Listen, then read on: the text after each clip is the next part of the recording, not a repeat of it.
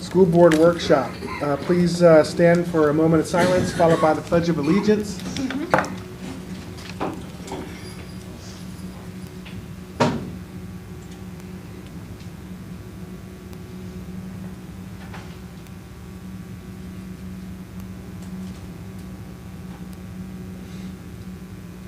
Please join me in the Pledge of Allegiance. I pledge allegiance to the flag of the United States of America and to the republic for which it stands, one nation, under God, indivisible, with liberty and justice for all. Oh, say, can you see by the dawn's early light what so proudly we hailed at the twilight's last gleaming, whose broad stripes and bright stars through the perilous fight o'er the ramparts we watched were so gallantly streaming, and the rocket's red glare of thirsty they proved through the night that our flag was still there. Oh, say does that star-spangled banner yet wave o'er the land of the free and the home of the brave. Please be seated.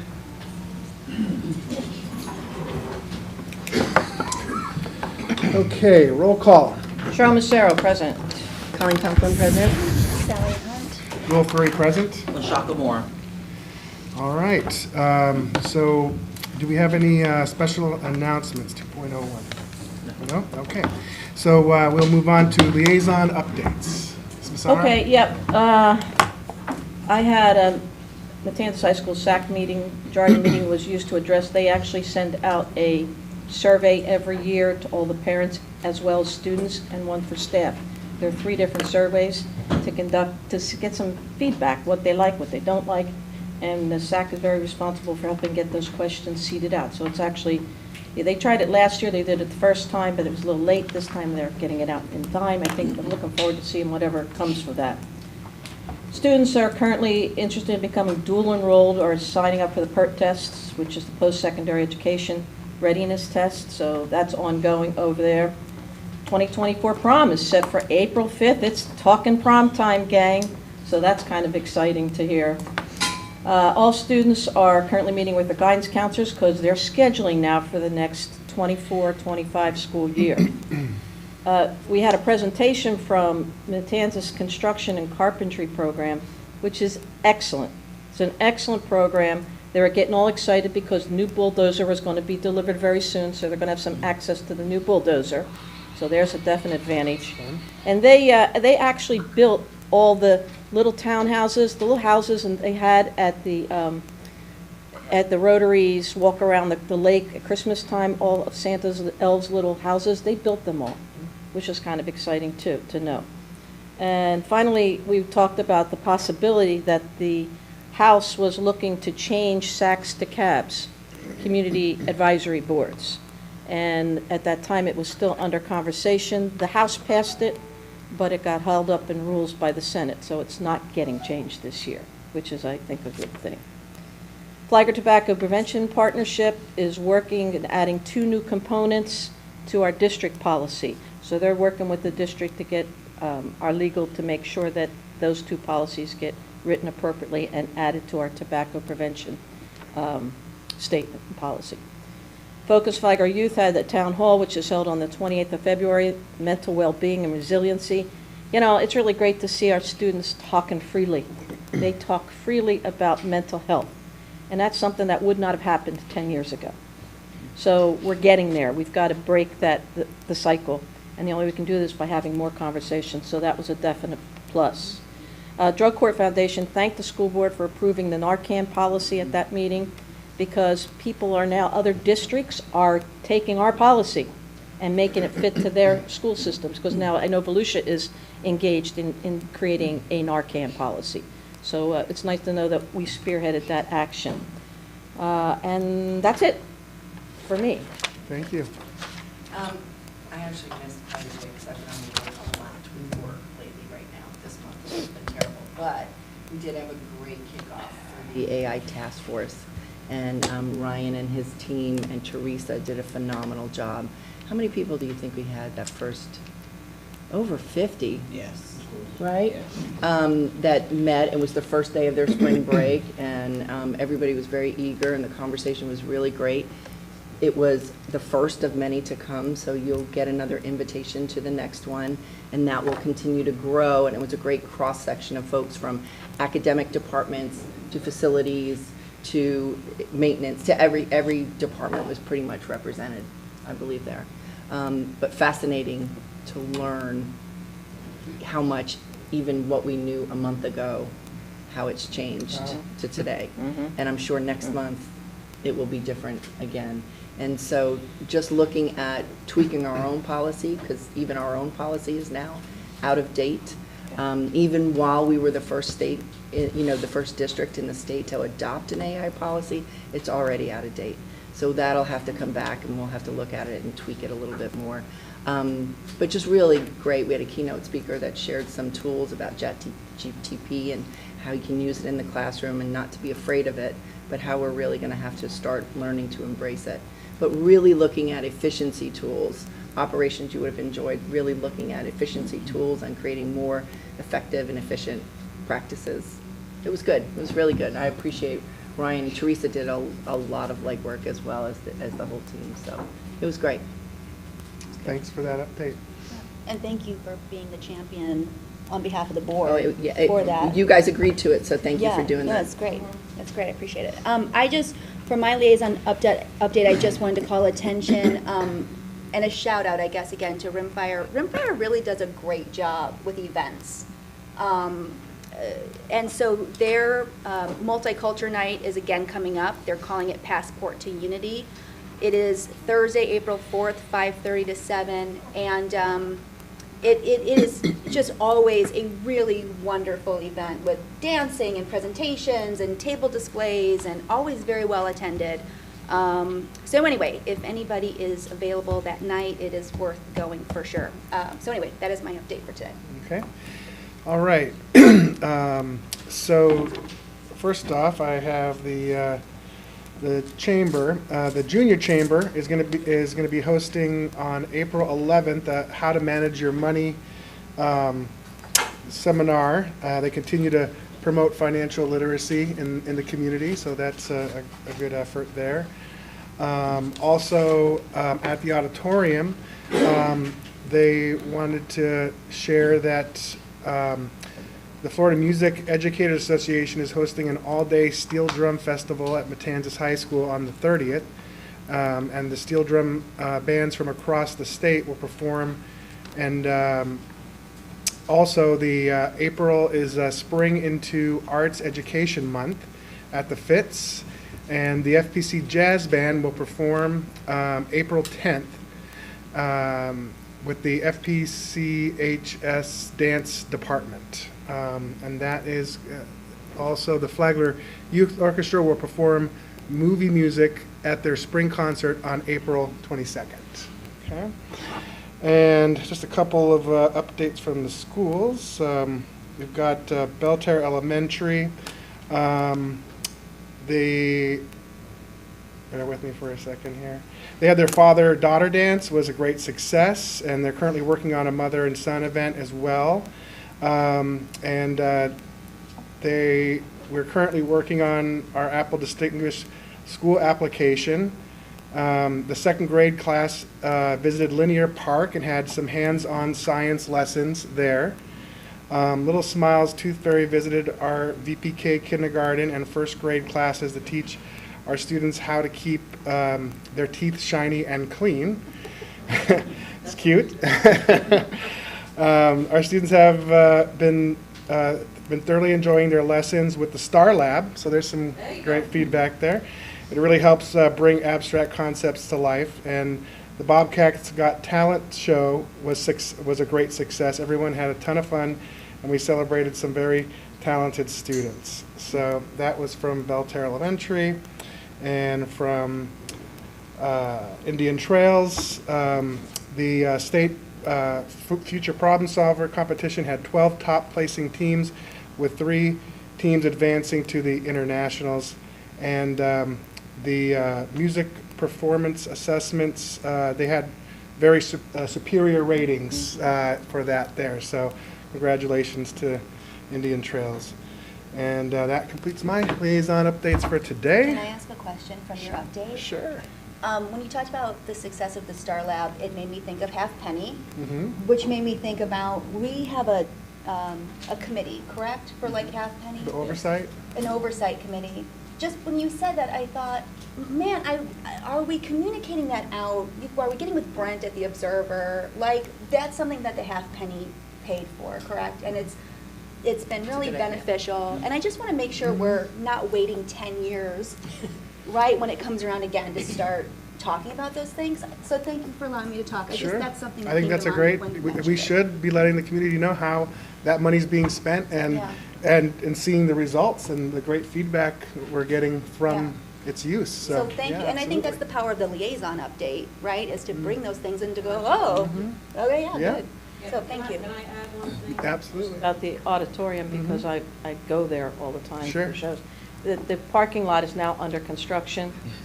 And Fun. yeah, I mean, it looks awful. It'll be great when it's done. Unfortunately now, parking is all over the place. And if you have season tickets, you actually park behind the auditorium. You go in where the old school board building used to be, where they have FTC right now. You go back in the back, and that's where they park. So just know that if you go for any shows, if you've been there, parking's different. But bear with us, because it's well worth the wait, because we need to get that parking lot fixed. We've needed it for as long as I can remember. So hopefully we'll get there. Okay, just so Very good. people Thank know. you for adding that. Yeah. All right, so we'll move on. Do we have any changes or additions to the agenda?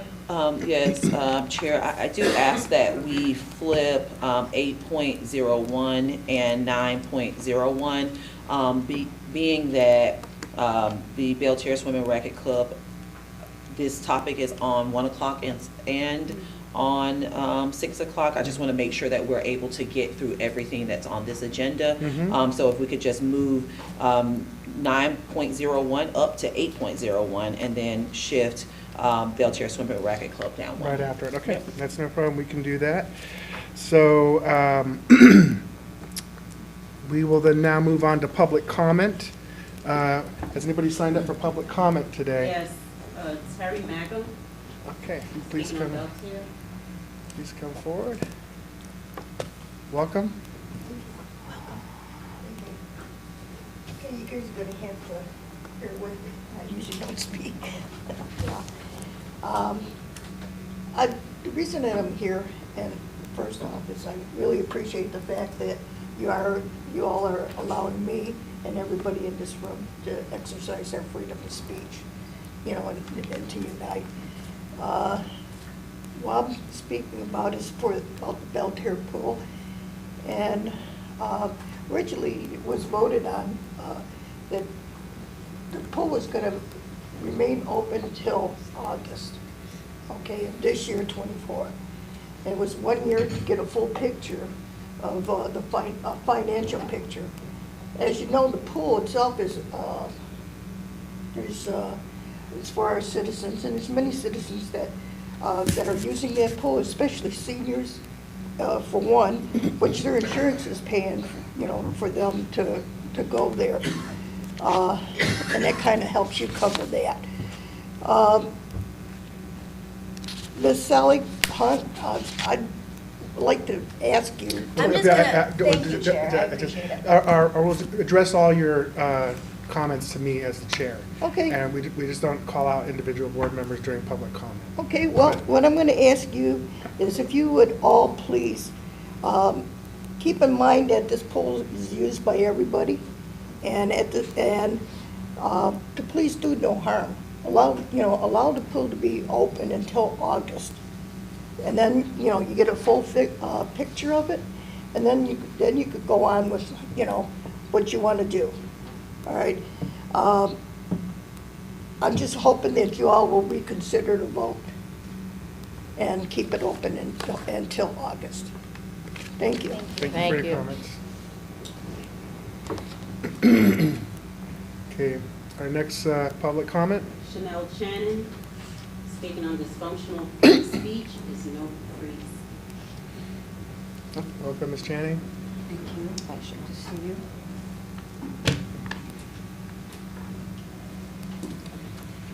Yes, first of all, I want you to know I'm speaking on free speech once again for the evening meeting. And actually, I was told at the last meeting, you guys decided finally to put it on the agenda. I'm not actually seeing it. But being that we have free speech in the beginning of the public comment in the afternoon, I am allowed to speak about it.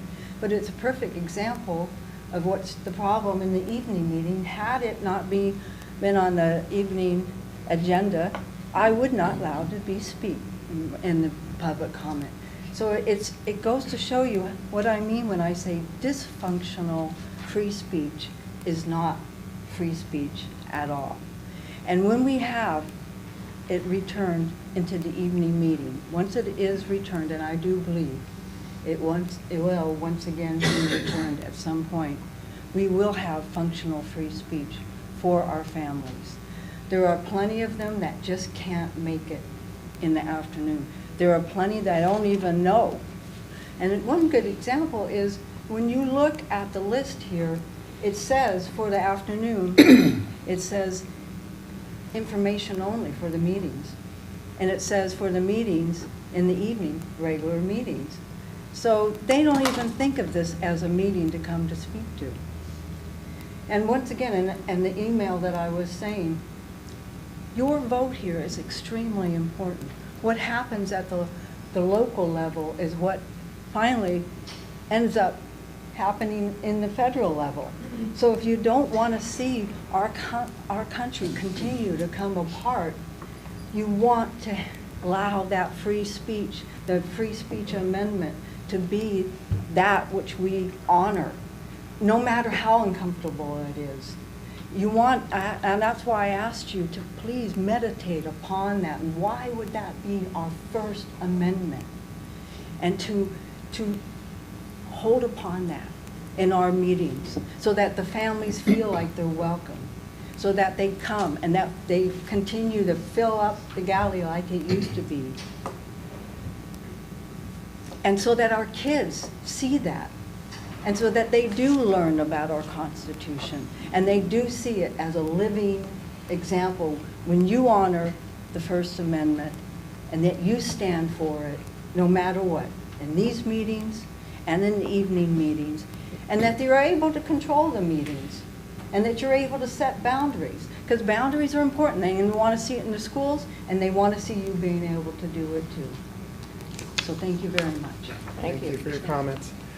Before we move on, I just wanted to, just for the benefit of the public, to understand our public comment policies. And so at our workshops, we allow comment on any item, any subject at the beginning and the end.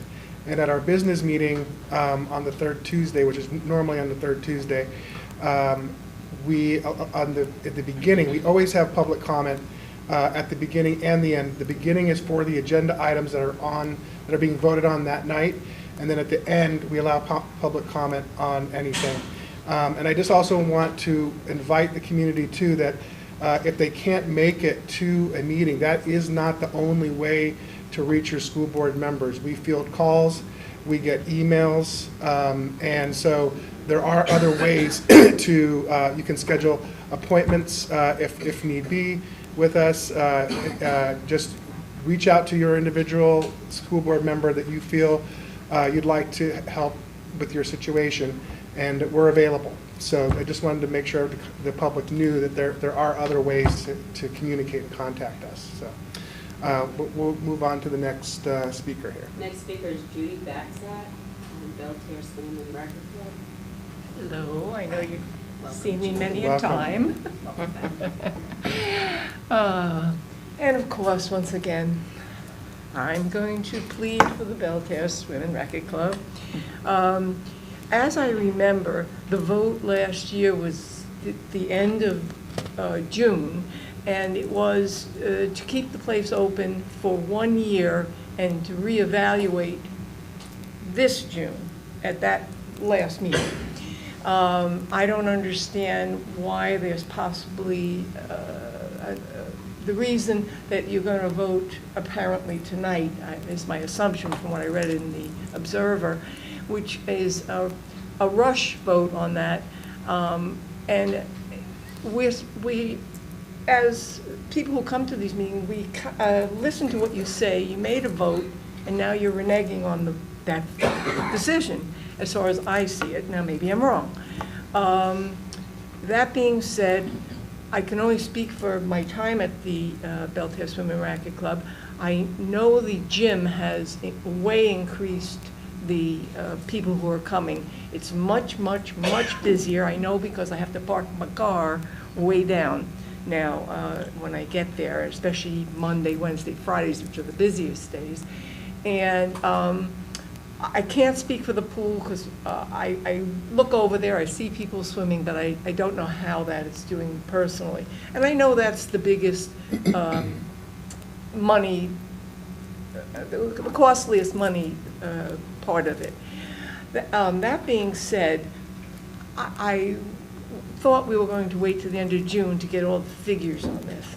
And I don't know why this is happening, the vote now, why we're rushing for this. I'm hoping that the vote will still be to keep it open. Obviously, I'm hoping that. It is such a wonderful place. People go there.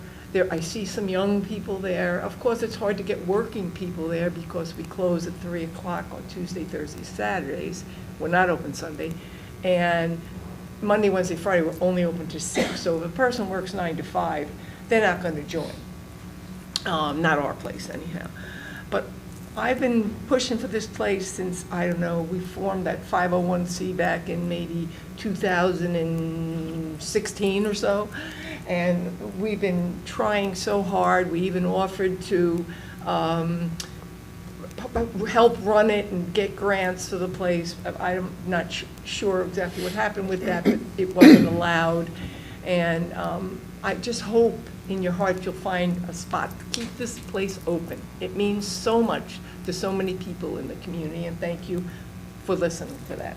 Appreciate it. Thank you for your comments. Okay, next Next speaker. is Ms. Patty Quick, speaking on free speech. Welcome. Thank you.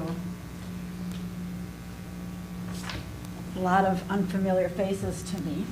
Wonderful to see LaShaka where she is. And here we have Cheryl and Colleen, the rest of you. And I've talked to you and talked to you, but it's nice to be here. I have not been here it'll be 2 years in August because I had a spinal injury and I'm still dealing with it. And I can't sit that long. I can't stand hardly at all for very long. Otherwise, I'd still be coming all the time. But I had a call about the free speech thing, and I am very, very much opposed to not having free speech available at the first part of the meeting for a myriad of reasons. And I thought Chanel went over that pretty well. And you need to have your people in the community have the easiest way to make any comments that they can. I appreciate you letting people know the other ways you can, because I do know about those ways myself, having come to the school board so many times. But I think it's important that people feel that they can come, that they can be present, and not just send an email.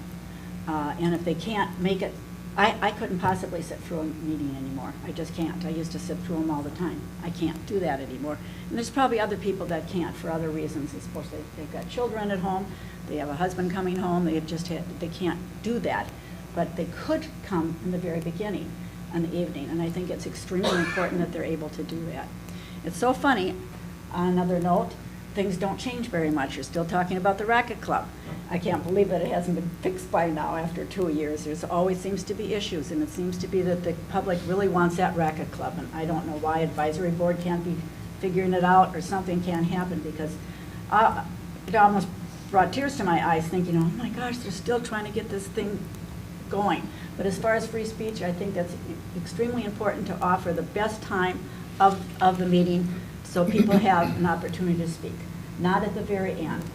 I don't know how it would make that much difference in your meetings. It probably does make it a little bit longer, but I think it's one of the most important things that you're offering people is, as was stated in our First Amendment, free speech is extremely important here. Thank you so much. Thank you. Thank you. Okay, next speaker. Well, that's it for. That's it. All right. And before I close, was there anybody else that wanted to make a public comment that did not sign up? I think Shirley signed in, I don't think she did make it. I'm sorry. I saw Shirley signing in, Okay, so but there's. she didn't hit the button right. But- Okay. Well, if Shirley is here and she wants to come and speak. Did you want to speak, Shirley? All eyes are on you.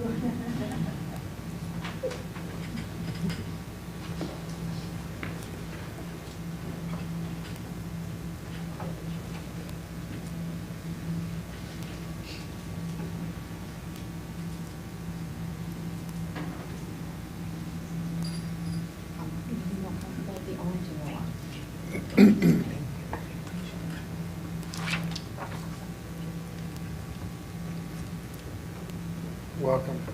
Welcome. Thank you so much for hearing me. I'm here on behalf of the Swim and Racket Club. It has literally saved my life. I was in a wheelchair for 1 year. And after my recuperation period this year, I started going 4 to 5 days a week. And it has literally, I would say, changed my life. So when I heard when there's a possibility of closing it, it really saddened me because I look forward to going there, as I stated, on a daily basis. The staff is tremendous, very supportive, really have compassion, and it's just a blessing for me. Thank you. Thank you. Thank you for coming and sharing.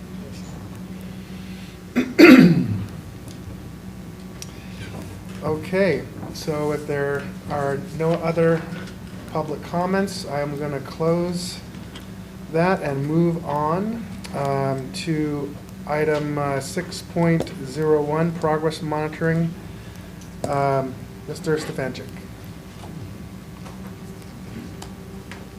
Good afternoon, Chair Curry, board members, Good afternoon. Superintendent Moore. I'm actually going to combine 6.01 and 02 together, since academic update is part and parcel with our strategic plan update, and we can kind of talk through that as we go. So the purpose of this is to provide the board an update on our strategic plan and the 6 areas of focus we've set for that plan, including the strategies we've enacted or set in place to achieve our goals. And as we go through, each team, each goalie will come up with their members and talk through each of the pieces and give a conversation of sorts about where we were. So what did we accomplish this year? What are we still working on this year? And where do we expect to go next year or in the future with our strategic plan and those strategies that were set up? Did you have any questions on the layout of how this update is going to go? Okay. If you go to About Us and Strategic Plan to the far right. And then scroll down on the blue, you'll see a dashboard. So this is currently up to date with the most recent metrics that we have as of January and February of this year. So this will be a mid-year update for where we are. And I'll start with Goal 1, academics. And this will also be the 6.01, the academic update piece. So when we look at this particular metric, we're looking at student performance. We want to break that down by different subgroups, but yeah, that's a separate piece. And if we compare ourselves to the state, we have a new system, FAST. It's changed. This is technically our second year of using that assessment system, but it's our first year of using the scores because they were reset, rescaled from what we had last year. So we're still kind of getting an idea of what does this all mean in terms of our student and the impact of our students and what our students are learning. So there's a bit of a caveat to that and where we're at. As you notice, the graph doesn't change because we need end-of-year metrics, and we're not there yet. We'll have that in spring, actually at the end of May. Right now, that 44%, that's a number of students we have as of the mid-year who are considered on grade level overall for English language arts. So that's a nice number, but what does it mean in context, right? So if we look at reading compared to the state, we are 2 points higher than the state in those percentages. So if we look at PM1, that fall testing, and then our winter testing, for each of those administrations, we've outperformed the state in terms of our overall percent of students who are on grade level. So that's a good thing. But we're also only growing as fast as the state. So yes, we're outperforming them, but we're keeping pace with them too. So there's always this idea of what is our overall achievement versus what is our growth in that achievement year over year. So PM2, knowing that it's a mid-year metric, there's a lot of pieces to that. It's split by the winter break. So there's a couple things to think about in terms of what those scores mean. But in general, when we compare ourselves where we are, we're above the state, we're growing as fast as the state, and compared to last year at the same time, we're about on par where we were. Can I ask a question, Chris? Can we ask questions as we go? 'Cause there's too much data to wait to the end. Yeah. So when we say 44% are on grade level, does that mean that 44% are on grade level what would be at the end of the school year?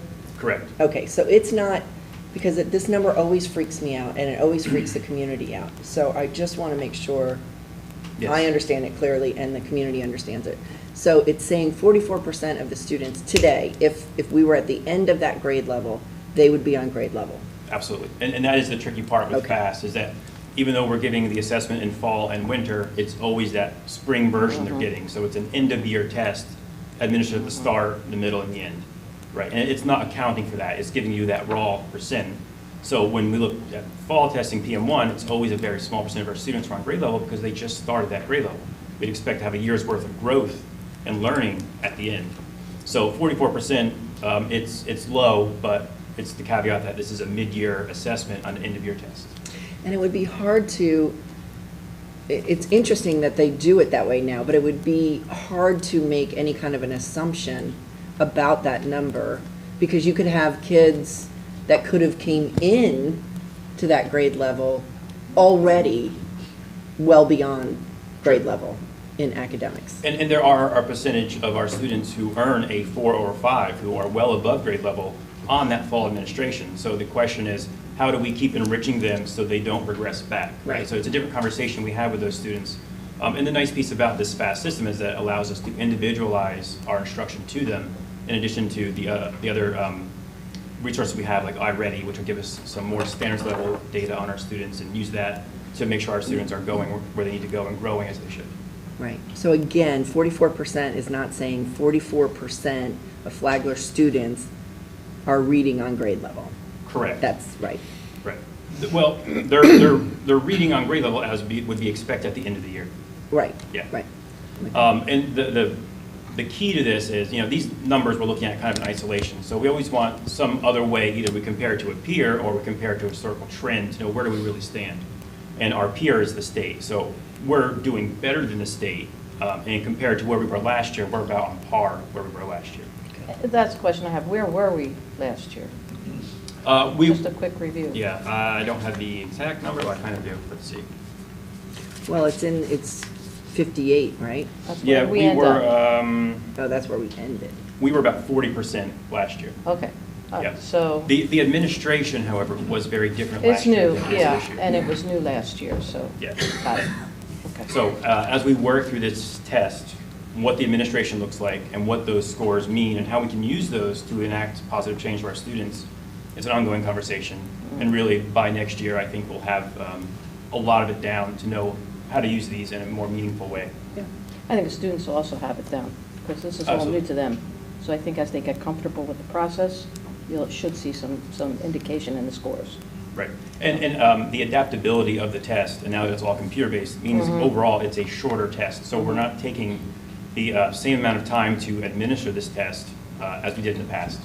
Even though we are getting it 3 times a year instead of once, it's still overall is a quicker turnaround. That was some of the challenges I heard from teachers in the classroom, just that it was watching the students struggle with the computer-based Yeah. testing.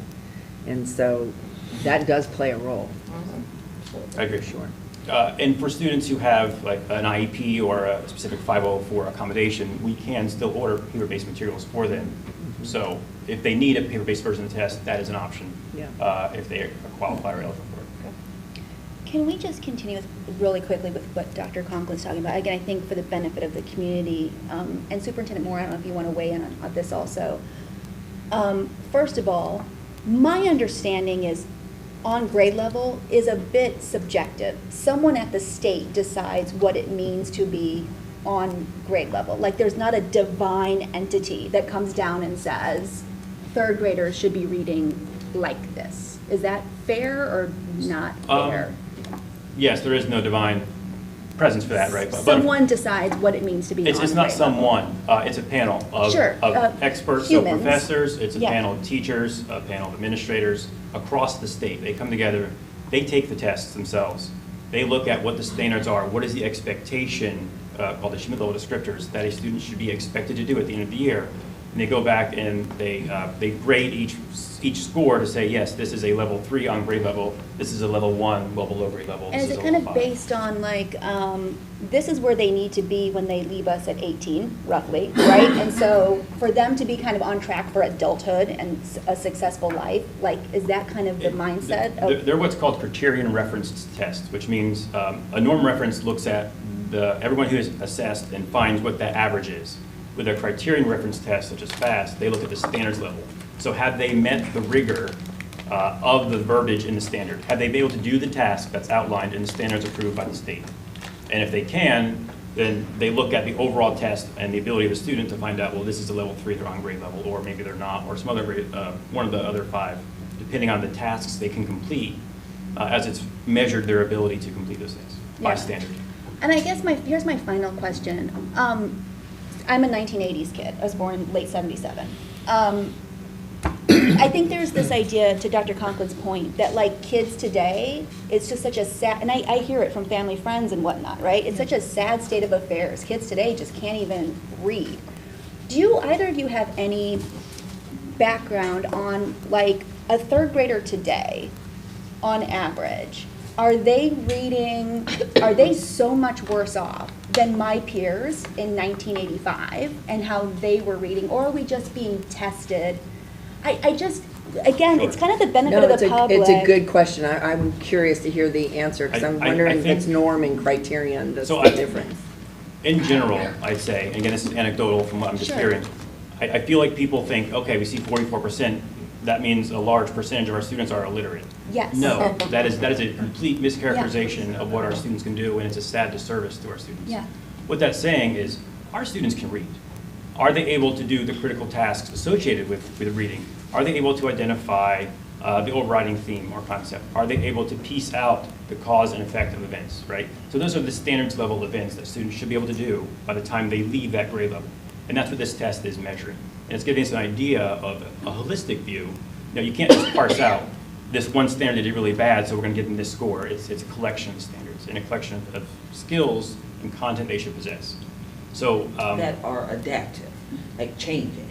When you think about the tests, right? The test that they're taking, they're taking this test at the beginning of the year, but it is measuring every time. It is measuring. Do you know the full complexity of the standard at this time? Yeah. Do you know it at this time? Now, do you know it at this time? And so another confusion that often comes up is, how does this number, how does that equate, or is that the same as what we would receive as our ELA, academic achievement, core subject area score when it comes to our school grade? And there are differences between what this is stating and what our ELA score that is used to calculate our school and district grades mean as well. And I would add to that, there's the other piece of how do the classroom teacher assigned grades correlate with student performance on these tests.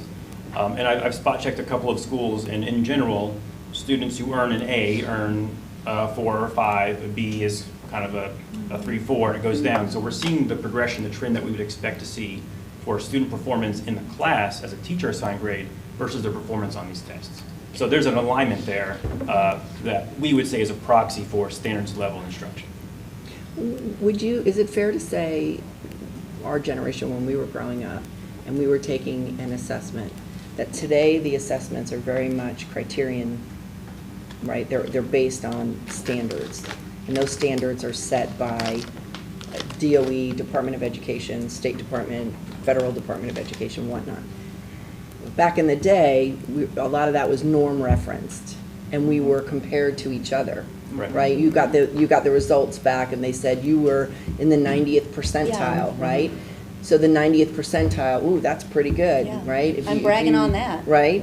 But if you came back and you were in the 40th percentile, you know, your folks were like, we need some help here. We have an issue. But they're two totally different. One is judging against your peers and how everybody is like a curve, kind of basically. reading, right? Yeah. And then the other is based on standards. Right. And so, you know, there's some argument to say who's creating the standards? Are the standards legitimate standards? And then how are those standards being assessed? That's a rabbit hole that you could go down, right? And spend a lot of time in, because it makes you go back to that question we've said here before, right? For example, several years ago, Algebra 1. The entire state of Florida, more than 50% of students were failing Algebra 1. I don't buy that. Maybe there's something wrong with the assessment. Maybe there's something wrong with the standards. You know, and that's what's frustrating about this piece, is because they're tweaking the scoreboard all the time, right? So once you figure it out and what the target is, then it's tweaked and it's changed. And then the kids have to relearn, and then the teachers have to relearn, and so and then it's confusing for the public, because most of us were raised in the norm testing era, where we're judged against our peers instead of against a set of standards. I don't know if that makes sense. Yeah, no, it makes great sense. And Chris, I think you just said it beautifully, right? It's a disservice to the students when we're saying, like, 60% of you are illiterate, right? I mean, and they're all at different places, and the schools have done such a better job over the years of like small group learning and meeting kids where they are, and right. And so we're doing phenomenal things. When you look at English language arts specifically and teaching students how to read, the state of Florida has invested a lot of resources in ensuring that we are following the science of reading and how we're teaching students how to read and how to access text. So we're seeing that a lot of things are happening at one time. And so I agree completely with Dr. Stefanchik that we definitely need to continue to monitor this, continue to improve those areas, but this is one piece to a very complex and multifaceted puzzle. And they have upped the ante. I mean, if you just look at what we learned in kindergarten and what we expect kindergartners to do today, based on the standards, kindergartners are expected on, what is it, write 3 full sentences by the end of kindergarten? My daughter was studying democracy in kindergarten, and like gifted child for sure. Well, no. I mean, like as part of her standard content. No, I mean it really is it's like broad. It's very broad. Different than when I was in We school. definitely have very rigorous standards in the state of Florida.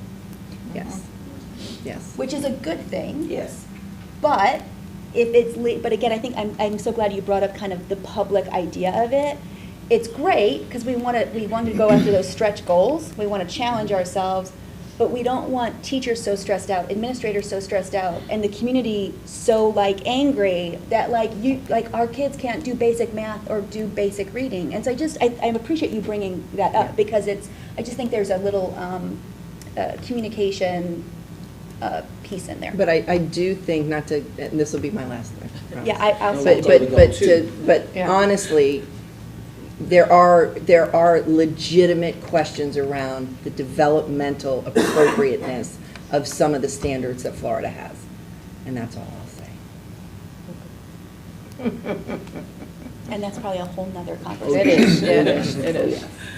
Are we moving on to the next goal? Almost, so I Yes. wanted to give you an update on the strategies and the plans we had for Goal 1. So something that we started doing was really looking at these quarterly data reviews to, as Superintendent Moore said, to help schools identify where students are going based on these data points that we're collecting. We've started conducting instructional walkthroughs or reviews with the Bureau of Standards and FLDOE. So we're having people from the state come in, walk with us through our schools, getting their view of what do they see with our instruction, what do they see with our process and protocols, and just kind of reflect on that, having us look at our own reflection on what we do, and collecting that data to see what can we generalize across all of our schools, what do we have specifically for this school, and how can we help that kind of tiered support. Going forward, we're looking at our summer PL and our actual PL offerings for next year, working on maybe having a core offering of what it is so that we get really good at offering a PL instead of a mishmash of things are all over the place, but it's all needs assessment driven. So based on the data we're collecting on student performance, on the instructional review data we're collecting, we can actually tailor what we need to offer to train our teachers in those areas that we see we need a little more support. So that's what we're looking forward to going with this particular goal. Okay. Any questions on that? All right, Goal 2.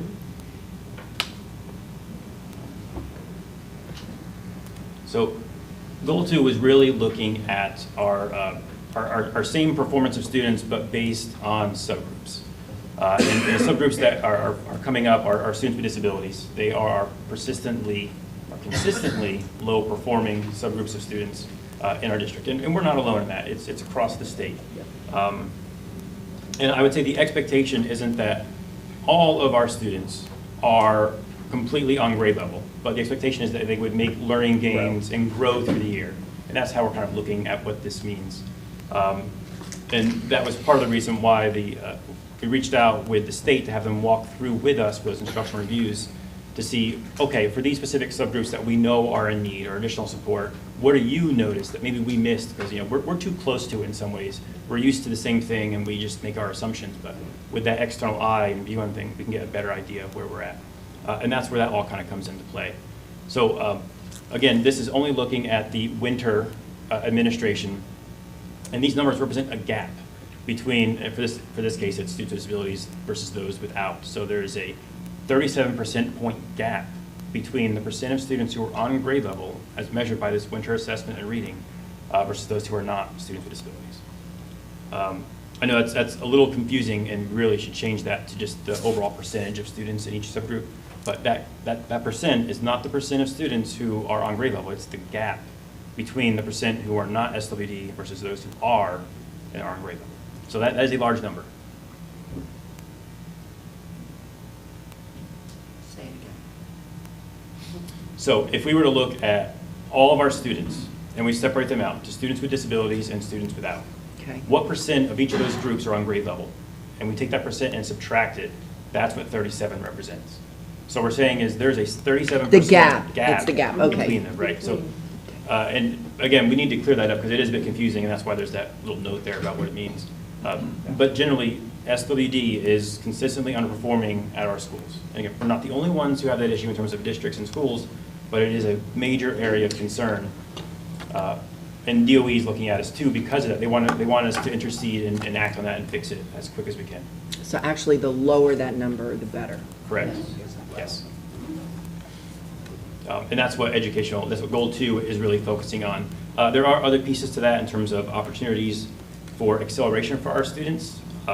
So we're looking at, what we did, Louise Bosserdette is amazing, everything she does, looking at scheduling practices for our schools and students to make sure that there are additional opportunities available in elementary, middle, and high school for acceleration. And that's not necessarily just school grade acceleration. It's taking an honors course, taking an AP course, maybe they weren't identified as being able to do it. So using different data sources and metrics to identify, this student seems to have an aptitude for something, let's see if we can get them in an accelerated course in some fashion, whether that's an industry certification, whether that's an academic course, IB, ACE, or maybe it's dual enrollment, all those different options on the table so that we can identify. JROTC. JROTC, absolutely. Chris, is it possible for us, for example, the line is, right, decreasing, which is a positive trend. I know it's maybe sounds silly, but because it's red, it looks like it's a negative. Is it possible that we could, if it's a positive trend, that the line can be green, or that we can comment somewhere in here that a downward trend is a positive thing Yeah.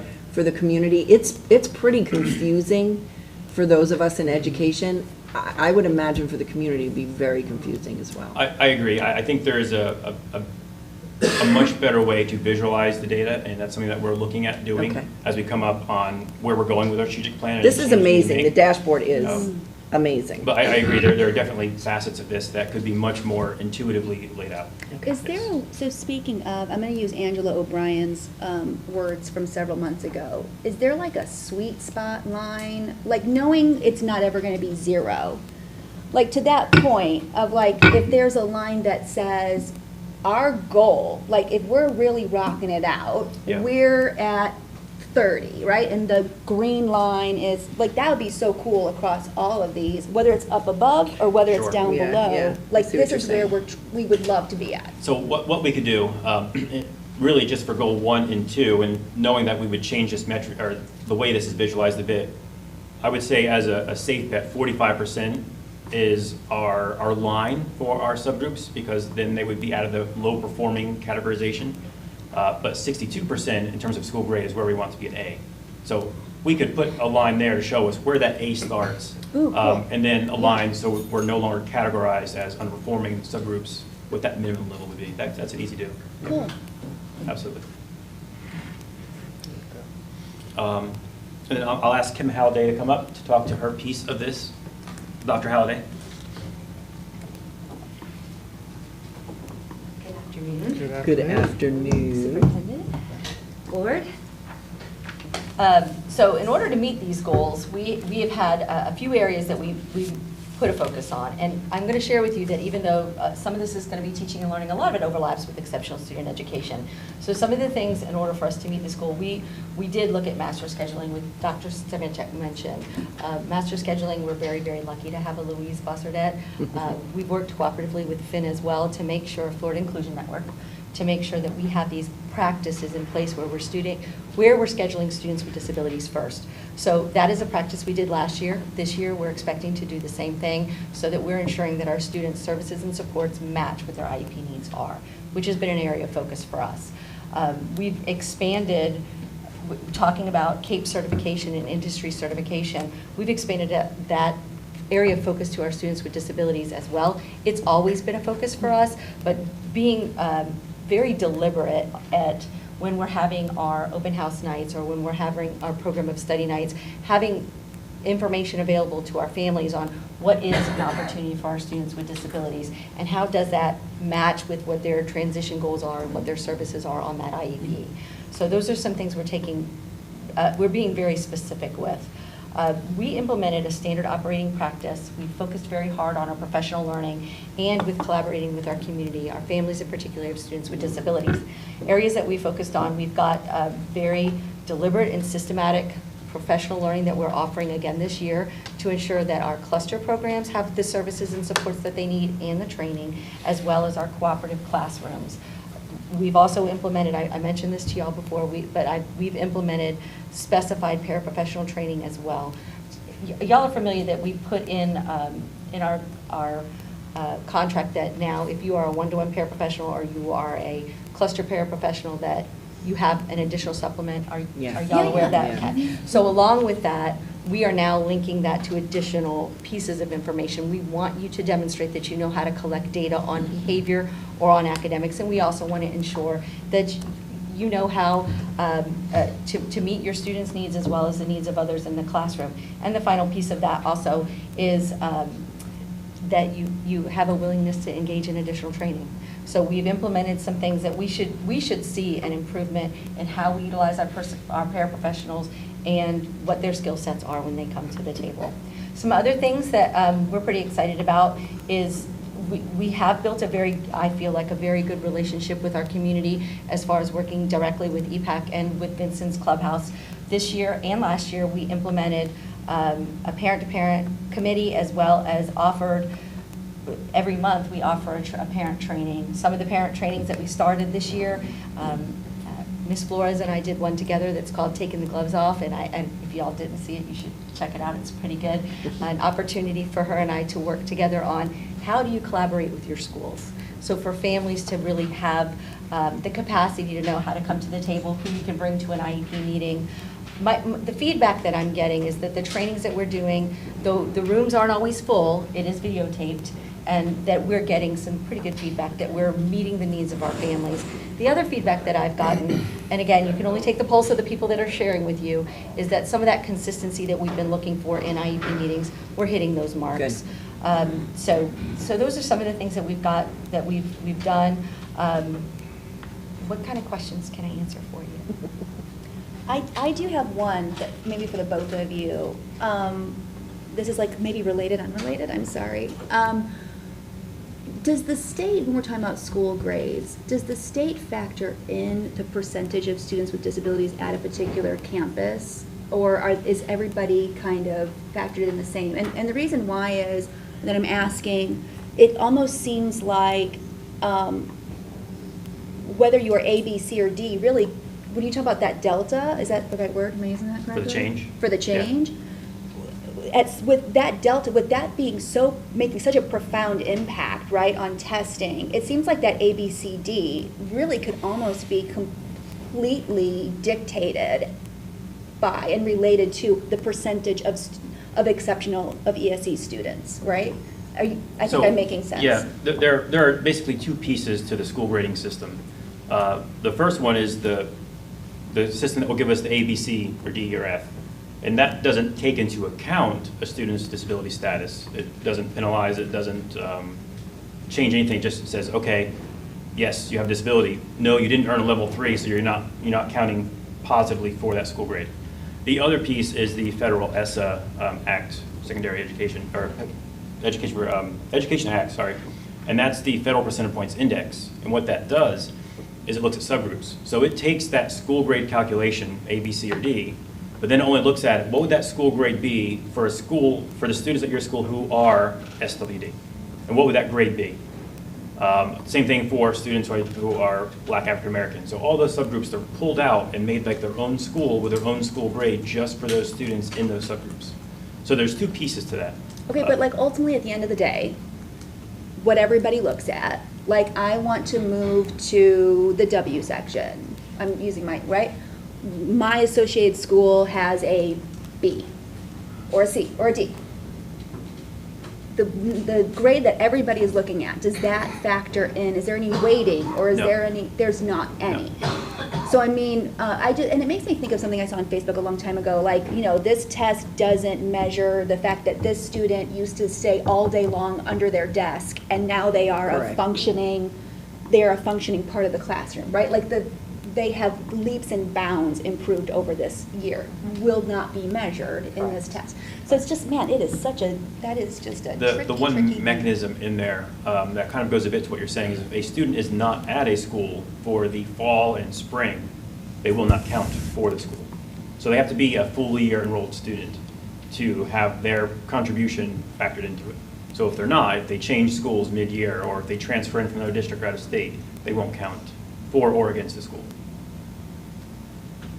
But I do appreciate your point, that we do have some young people coming in that either haven't been in school or have come to us with a completely different experience, and they were under the desk, and now we've got them sitting in a classroom. My hope is that you will see the improvement in other ways. You may not see it in the specific data, but you'll see it when you hear it from the community that we're meeting our students with disabilities needs. Yeah, it's getting to the, I guess for me the fear is it's getting to the point where it's almost becoming a game, where if Superintendent Moore wanted to be smart, she would find a way for everybody with a disability to be on one campus, right? And then, right, because that delta is so huge. Like, that's where it's getting really tough with school grades, because it's just the factors are tough to deal with. The important thing is that, one, when we're sitting with our families, and when we're sitting together having a data chat, we are looking at many different metrics. We're looking at this. We are looking at,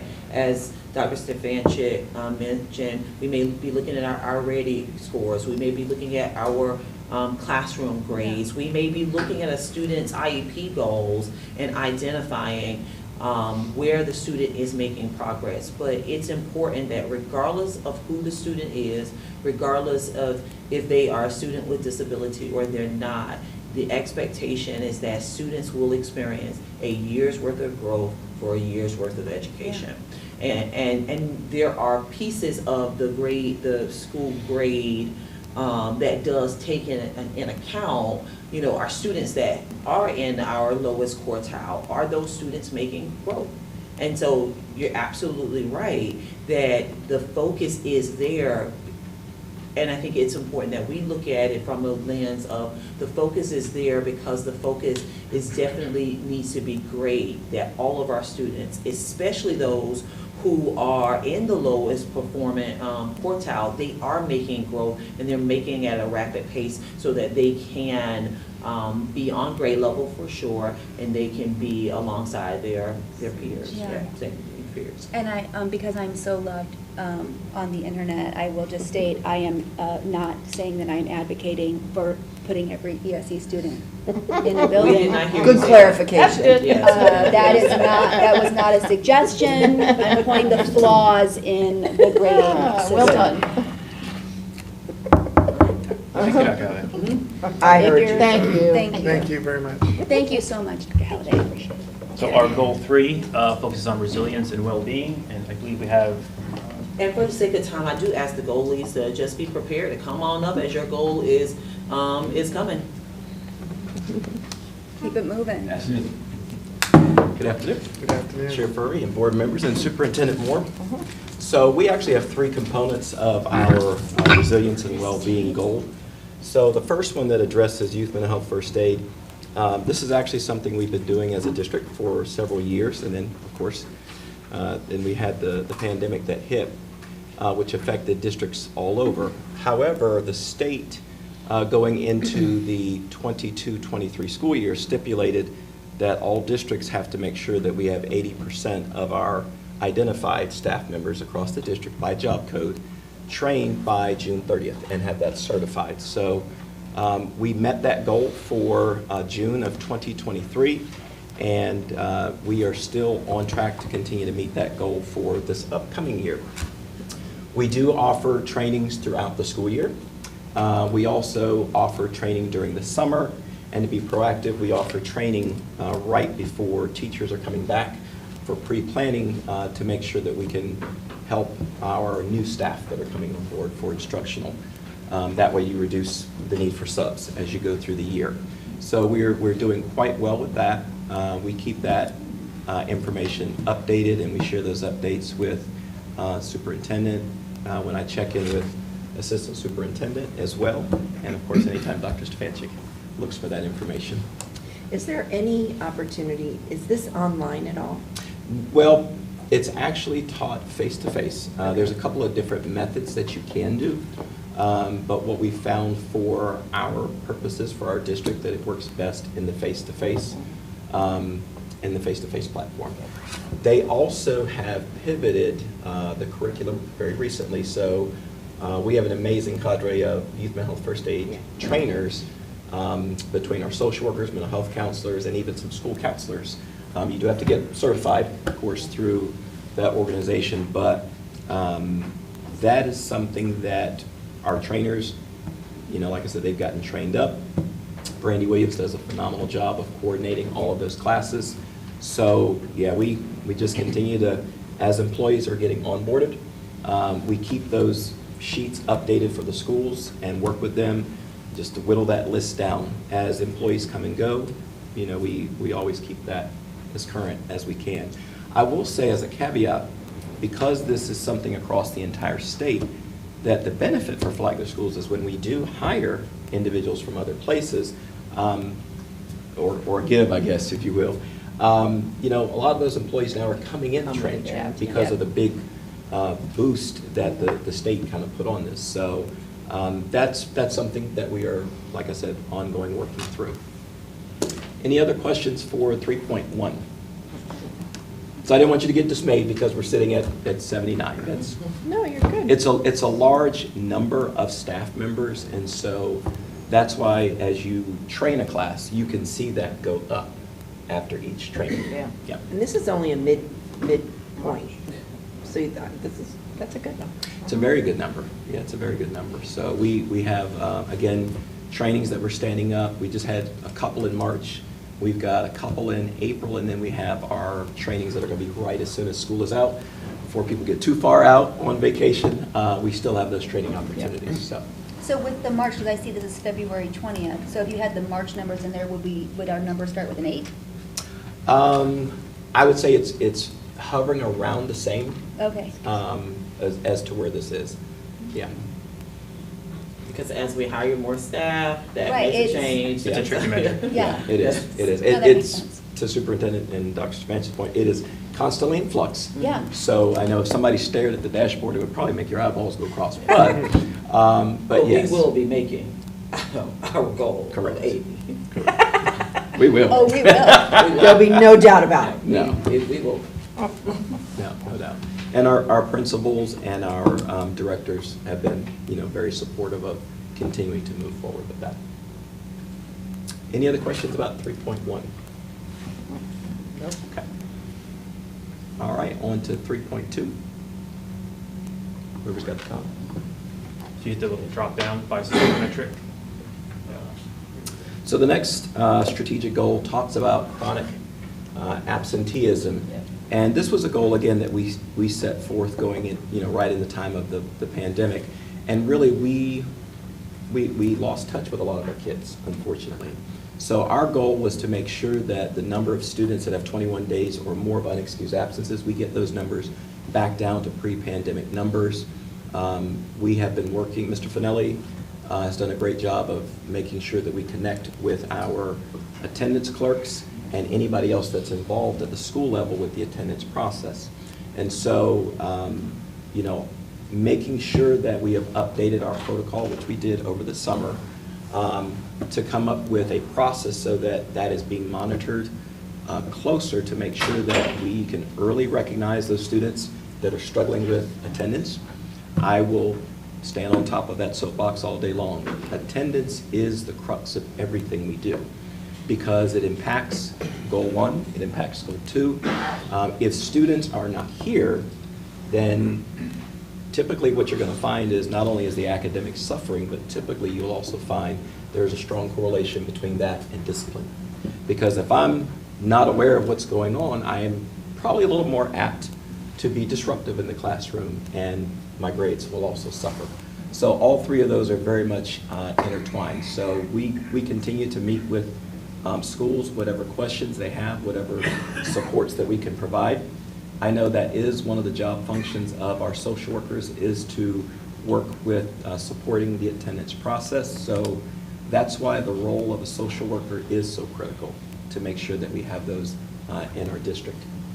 What is the grade level that is, like, maybe the number 1 or the grade range?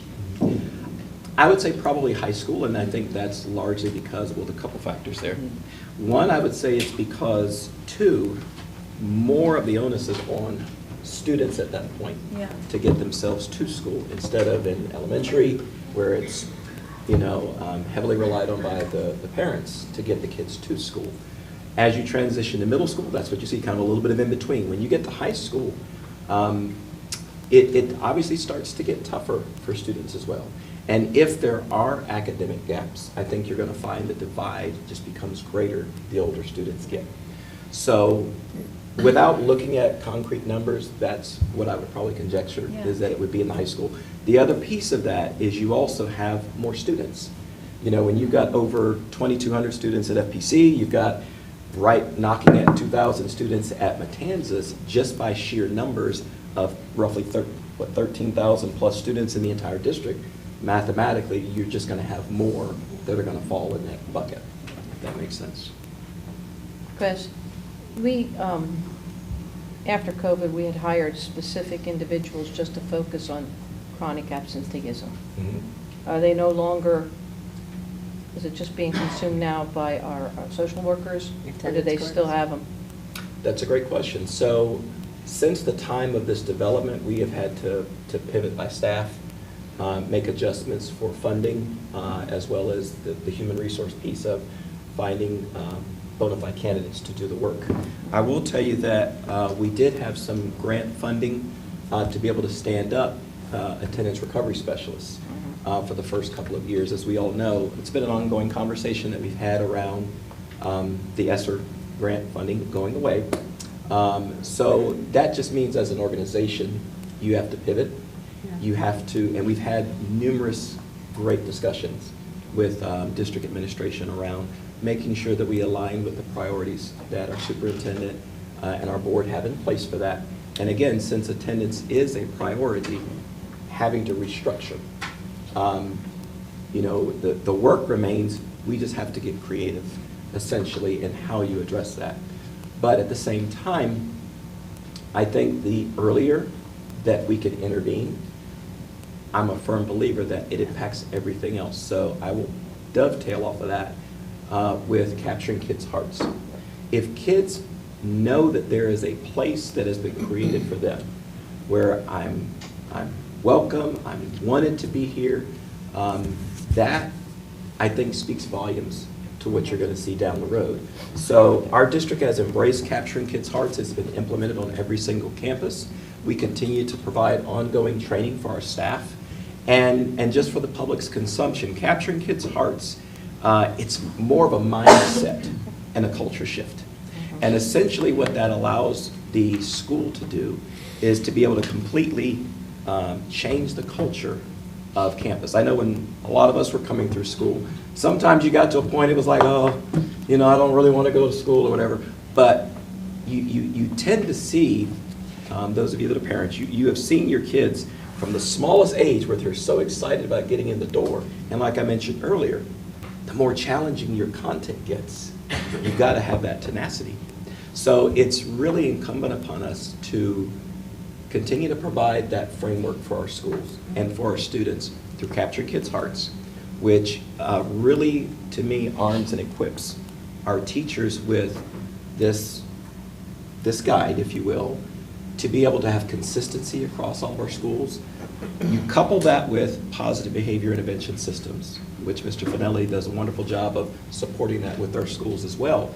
You combine those two, when you have a classroom that is totally focused on the well-being of a child, and I'm not trying to make it sound like Happy Land or someplace, but essentially this utopia. But if you think about it in terms of there's that consistent expectation between any campus and any classroom that you walk into, that adds to the ability for students to walk in and, to me, be able to better succeed at the end of the day. It's right back to attendance. Well, So, whatever you, I mean, it's working. Yeah. It's going. It's going. Going in the So- right direction. I'm Yeah. sure Mr. Finelli would say it's a lot of hard sweat, a lot of sweat and tears definitely put into that. And so I know that Mr. Finelli is in the room, and I do want to just acknowledge him and say thank you for all your hard work and Good leading job, the charge John. on that. Keep it going. Keep it Yes. going. Any other questions regarding the student absenteeism? Okay. Maestro, if you'll hit 3.3. So this last metric speaks to our connectivity rate for our social work referrals. So I cannot, again, say enough about Ms. Williams and our amazing social work team. The fact that their responsiveness to making sure that our families are linked to the appropriate resources within that 72-hour time frame, they are consistently knocking that out of the park in the high 90s. So, you know, the needs of our families are certainly constantly changing. We're seeing changes within, I would say, Flagler, you know, family demographics as a whole. But we're also seeing a lot of things mirror what's going on in the economy and whatnot. But despite all of that, our schools still do a great job of identifying any families that may be in need. We work closely with federal programs, with Ms. Rashonda Lloyd Miller as well, so that the needs of the kids are ultimately being met, whatever that may be. Any questions about 3.3? Can I go back to 3.2? Sure. And this is just like a observation from my daughter's school experience. My fear for her is that elementary, so she's in 6th grade now, elementary, and just so everybody knows, I'm not talking, Ansley is FLVS, right? She's not a part of one of the Flagler schools. Her entire elementary career, she literally can turn in everything the day before the quarter ends, or even the semester ends. And my fear for her is that it's not developing her for high school, for instance, when like if it's 2 days late, it's now a 0, which I think is coming. The reason I bring this up is because when I skipped school, it's because I didn't have my homework done, or I hadn't prepared for a test. And I didn't want to deal with the wrath of my teacher, I didn't want to deal with the anxiety, right? I didn't want to do, like, there was always a reason if I wasn't at school. So I think just I wanted to bring to the table kind of this idea of, and in Flagler, are we being as mindful as we can be of making sure that from elementary to middle to high school, students are set up for the kind of more grueling aspect. It just was, when you said it's largely, or it's a lot of high school, right? Is there any kind of holistic thing that we can look at? And I'm not saying my story is everybody's story, but I mean, high school is, there's, it's not elementary anymore. I mean, there's just a lot more. And so that's just the one, because I appreciate everything you just said about how important it is for them to be there and then to not fall behind. It's so important, the attendance conversation. I agree. So it's just the one thought that I had of like, is Flagler doing the same thing as FLVS, as an example, where like elementary is so lax that students then are not prepared for secondary? Sure. Thank you for letting me just share that. No, I'm with you. So I would say that point you just brought up, I think underscores the great importance around everything we do with the 5 hours of resiliency. So as you all know, the state made adjustments to what those standards were that are to be taught by all schools, all public schools in the state of Florida regarding resiliency. And if you think about it, resiliency ties into everything I just shared earlier. Yeah. It speaks to discipline. It speaks to attendance. It speaks to academics. Because adversity is just flat out just a fact of life. Yeah. It's something all of us are going to run into, from the smallest of children to well into our golden years. And so the better we can prepare our students transitioning from 5th to 6th on down the line, that's to me why that curriculum is so important. So that not only do students know how to interact with others, but also how to be resilient in the face of change. Whether I don't want to attend school because I'm being bullied or because of, like, no, that our word is, that is kind of everything in relation to that. I would have to think, if we surveyed, why have you missed 15 days? Why have you missed, like, yeah, a lot of times it's home stuff probably, but I can't imagine that there's not just some who, there's something going on with school. Either Yes, I'm ma'am. behind and I just don't want to deal with it, or I've got a relationship thing that's happening, or, Yes, so ma'am. yeah, I love that, the focus on resiliency. We also have some kids that, like, my kids were in that boat for sometimes that competitively travel with sports. Sure. So they're out because they're competing Sure. elsewhere. And that is actually part of our process that schools work through, is when you hit a certain number of days, our process is there is a meeting that is held, because we want to find out what, to your point, what is the barrier? What is the reason why, Marcos Jackson is not coming to school? We never like to be assumptive. So once the school makes that connection with the parent through that attendance barrier meeting, now you get to find out what's really going on.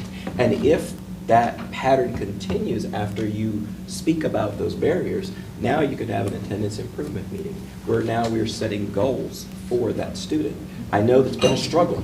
Let's set the bar. Let's set the bar here and try to work through that. Why is it so late? why, just out of curiosity, that attendance meeting, or when you're actually in with the parent face to face, what is it, did you say, like 20 days or something? No, so 21 days is when they're identified as being chronically truant. We intervene much sooner than that. Okay. Absolutely. So our first, when you think And there are about. different times and different types of Correct. interventions that they do, throughout the process to be in communication with the family, to, as Mr. Jackson stated, to identify what is the barrier, and how do we work together to eliminate that barrier. But they are in constant contact twiddling with our thumbs for families. 3 Yes, weeks. absolutely. Correct. Absolutely. And for the sake of time, I am going to push us to Yeah. continue to move forward Yeah, I'll stop to go talking. for, which is talent, so that we can. Thank you. I like it. I know. Thank you. Thank you, guys. Really Appreciate it. informative. Thank you, Marquez. Chair Furry, Board Superintendent. The talent goal, while, rests with HR is really an inclusive piece as far as the culture of the entire district and all the support folks that go into it as far as, leadership at the schools and departments. Our goal is to absolutely work with the employee throughout the life cycle, from, attraction and recruitment through, the onboarding process, developing ways that we retain, and working through all the way through to the offboarding and retirement.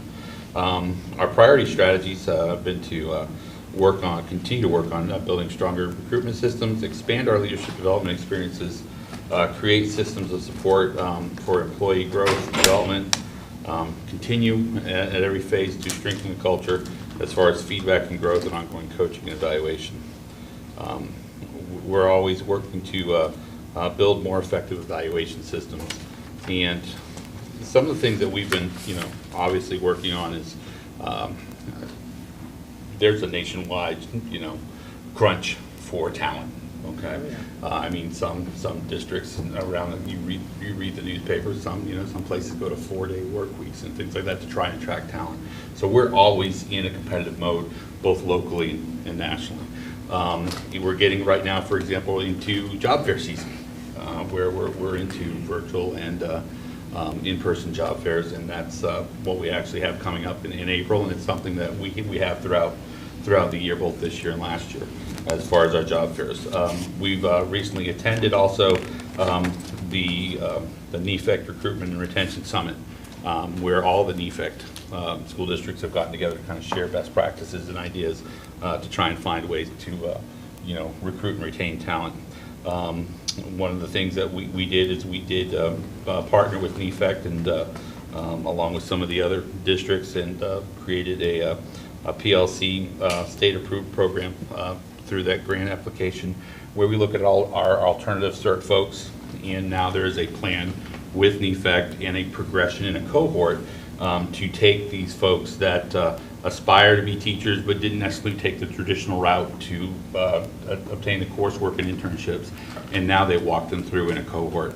Actually that cohort meets here, and NEFEC folks come to us and work them through the process so that they can obtain their certification.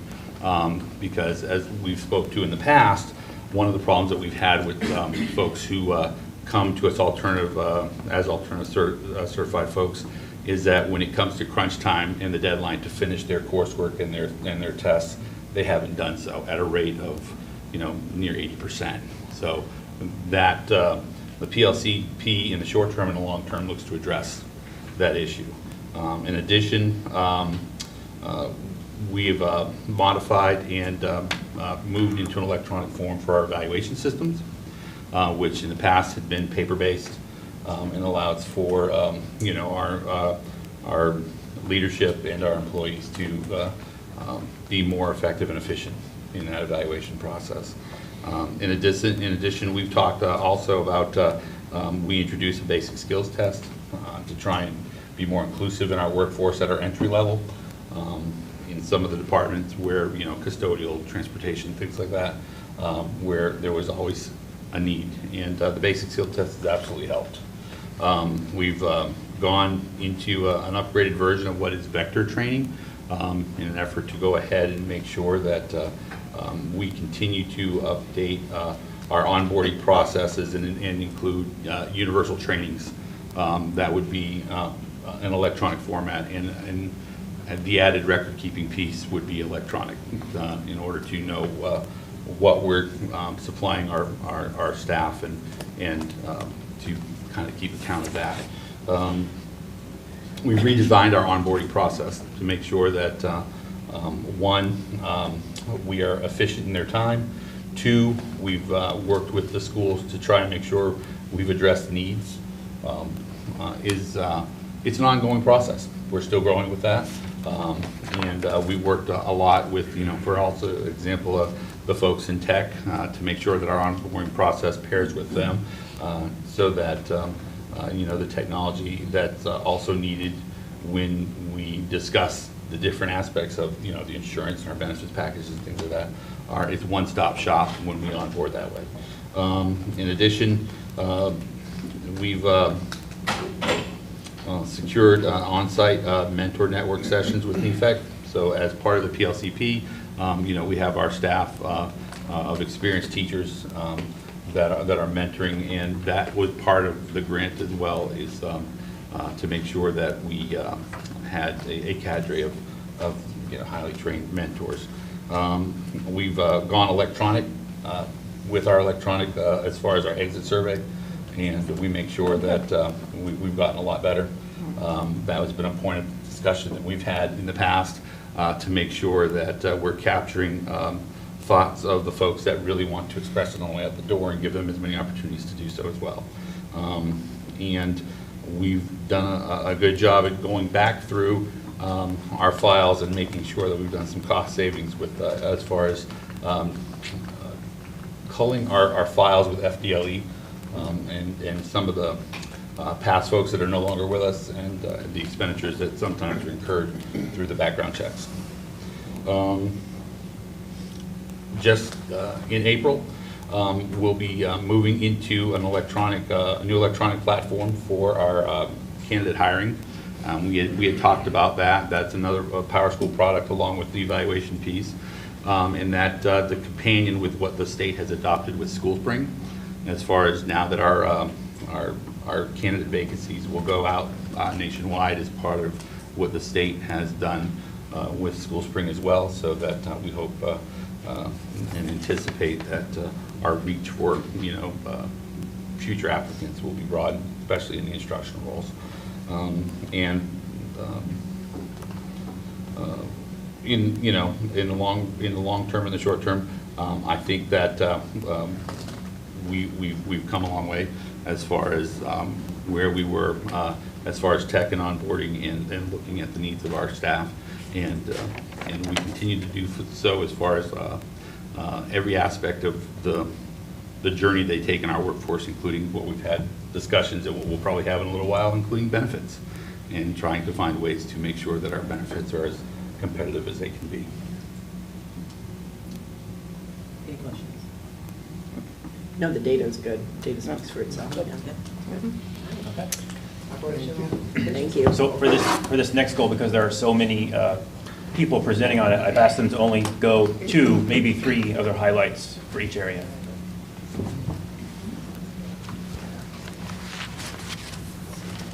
Hello. All right, good everybody. afternoon, Board. Good afternoon, everyone. Chair Furry, Superintendent Moore. Goal 5, operational efficiency. Operational efficiency is focused on ensuring that Flagler Schools operates efficiently and effectively to optimize all our resources to support teaching and learning. We are doing this through establishing SOPs among all our departments, creating responsive and integrated systems that are fiscally responsible. The goal is aligned with our guiding principles of teamwork, excellence, quality, consistency, trust, and respect for all. And bringing a strategic goal to improving our operational efficiency, we will ensure that we are meeting or exceeding our fiscal, safety, and environmental goals. Each one of the departments are going to talk very shortly about some of their highlighted goals, and we're going to start on that end of the table down there. Good afternoon. So one of the things that, and I'm speaking on behalf of custodial and plant services, because our work order system, we work together. And it's about the completion of our work orders, and our goal is to try to have them completed as quickly as we can.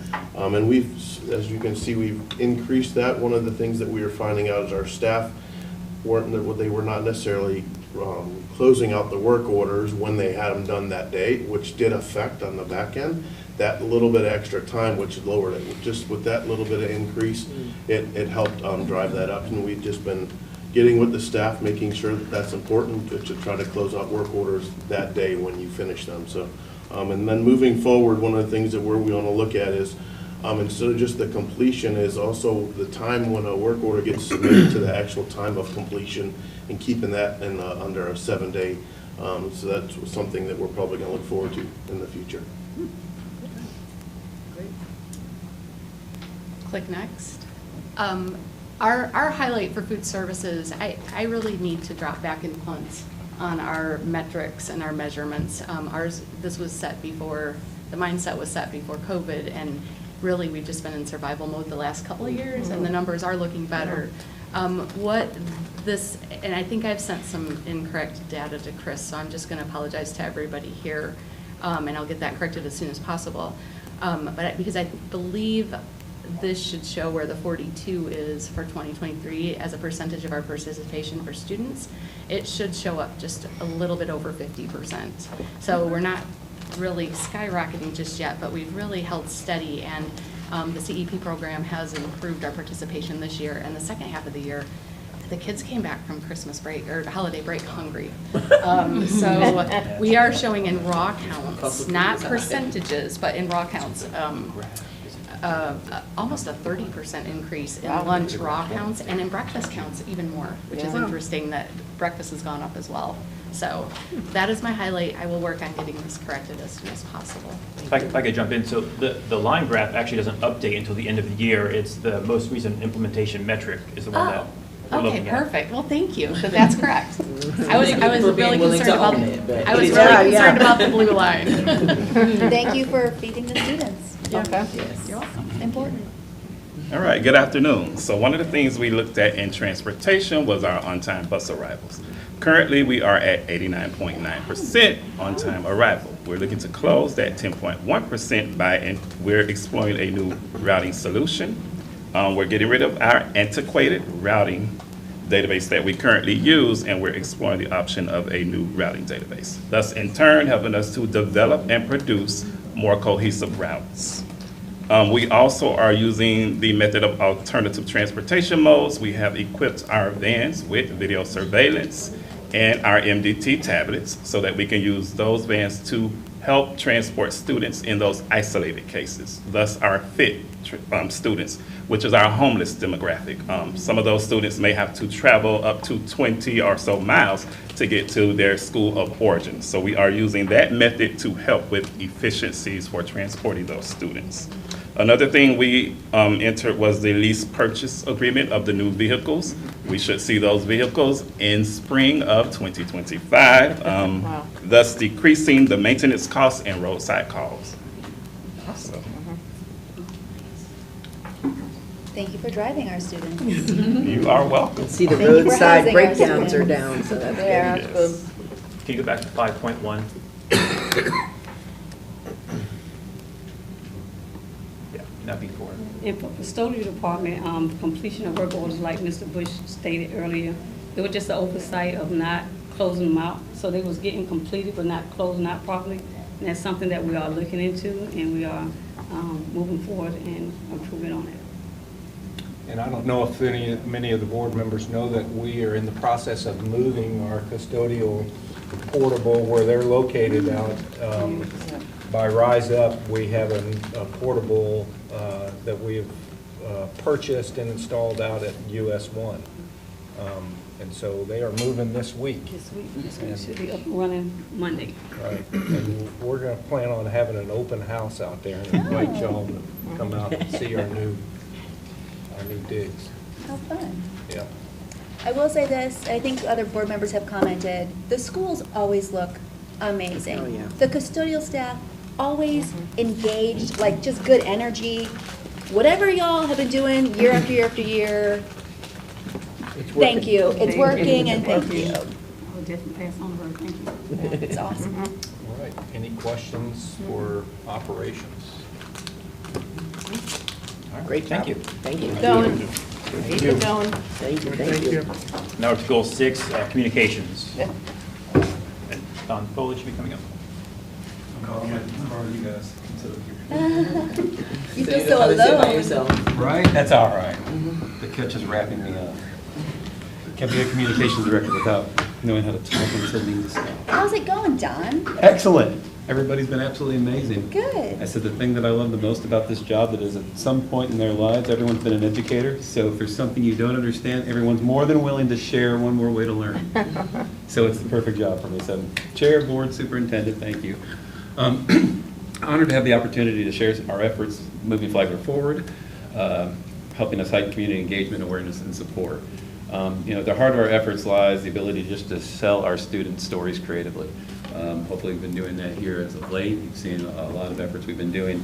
We just have amazing stories that I truly believe just don't exist anywhere else. So we understand that to captivate our diverse audiences, which you can all agree age demos are across the board in our county, we have to utilize all traditional and all non-traditional means of communication. So a lot of emphasis has been placed since I've started in January on social media, video production, media relations, and community engagement, which the superintendent has really spurred on as well, just making sure that what we want from the community, we're also giving back to them. So we're utilizing software that's already in place, as well as looking at new pieces to add to the arsenal.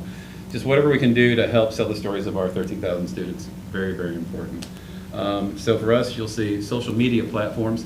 Over the past 3-4 years, we're looking at more than 70% growth in engagement. And that's just a huge number, and we're not through this year. We're already well surpassed what we had last year.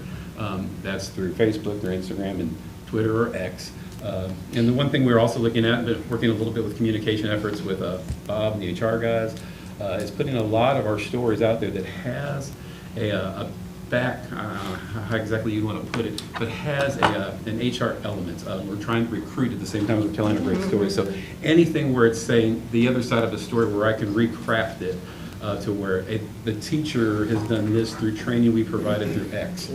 And then, of course, sending them into our funnel, making sure that we're getting that kind of response. And hopefully that might be something we can measure after a year of LinkedIn, seeing exactly what the impact has been. But LinkedIn will be new, and that's something we just added to the metrics, and that'll be probably the next year's numbers we'll have as well. So yeah, very excited about what LinkedIn is going to do for us. Additionally, the video efforts that we've been putting together really seem to be doing very well. We'll start tracking some of those numbers, but a lot of the numbers that we have seen for our individual posts for video efforts have been in the thousands as far as engagement.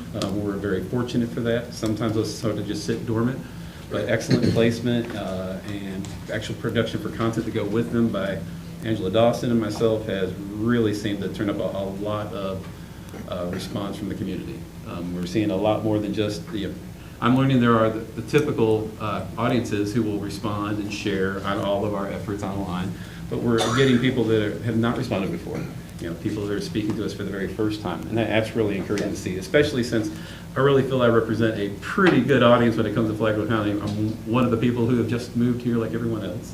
It feels that way. You like to know that, hey, they're not just coming here to retire or they're just coming here to relocate. They want to be part of the community. So the community engagement part of that is going to be phenomenal for us. But our communication plan extends beyond the digital realm. We recognize the importance of strong media relations in shaping public perception just by building trust and working with our journalists and our media. We've done very well working with local media and our outlets here in Flagler County, but we've done really well, especially as the past month or two, with Orlando and Jacksonville media. You saw the chronic absenteeism story that we had that Mr. Finelli, Ms. Williams actually did well on. Got a lot of great response on that, and that all came from relationship building. The very first story that came out is when Florida Department of Education put out numbers saying how it felt like one of our local reporters, we won't mention a reporter, but they looked at it and said, it looks like we're not doing well and wanted a response. So we spoke and we shared, and in turn, they did a local piece that showed, hey, you know what? They're actually on the up. Things are looking good. In turn, because Orlando and Jacksonville, as you'll know, because we're a fringe market, doesn't just come to us for any old story.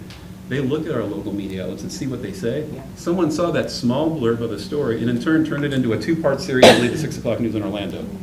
And, you know, after 2 minutes of, and I think I shared that with you all as well, after 2 minutes of bragging about, or not bragging, after saying the negatives of the Orlando metro market, they in turn came back and said, let's show you who's doing something right.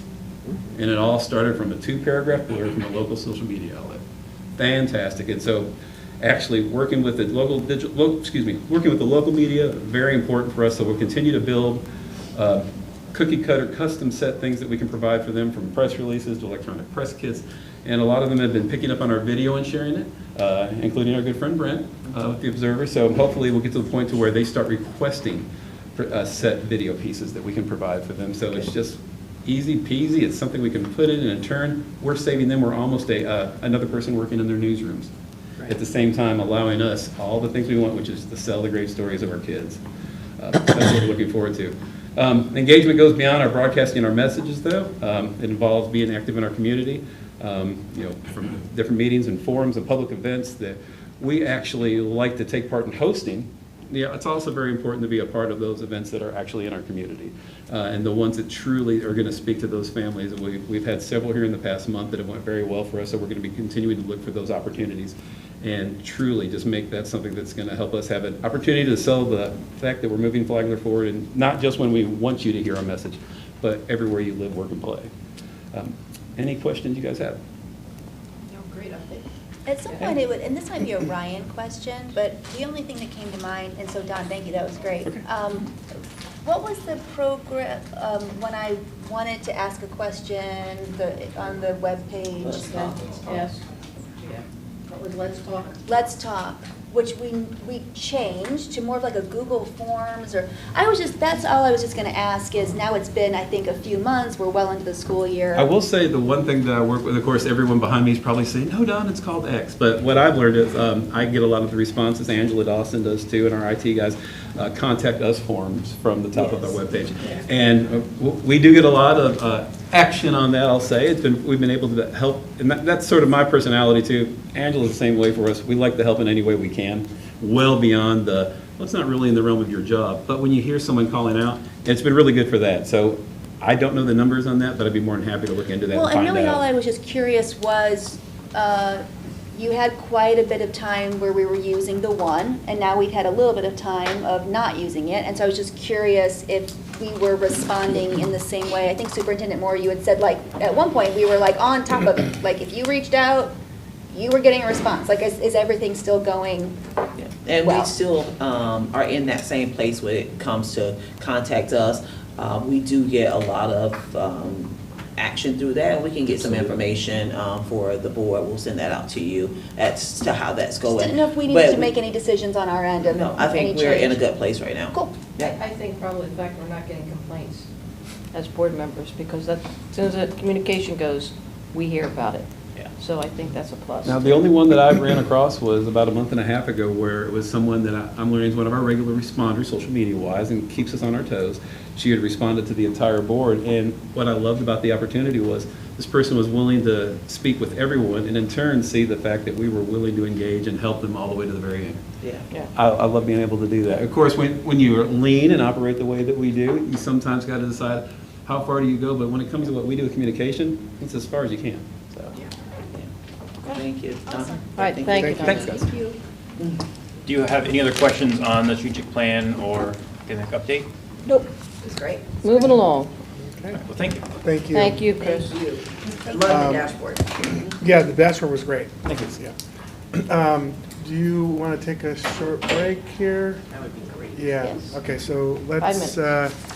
okay, 5 minutes. We'll be Short right back. recess.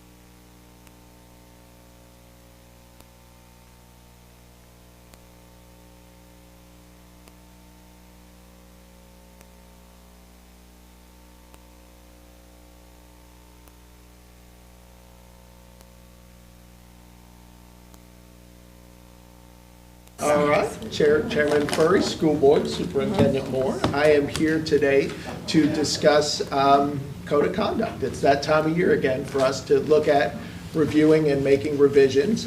Before we get started, though, I'm going to answer a question that I'm sure you all have. Yes, Ms. Moore and I do call each other to coordinate outfits. Yes, we do.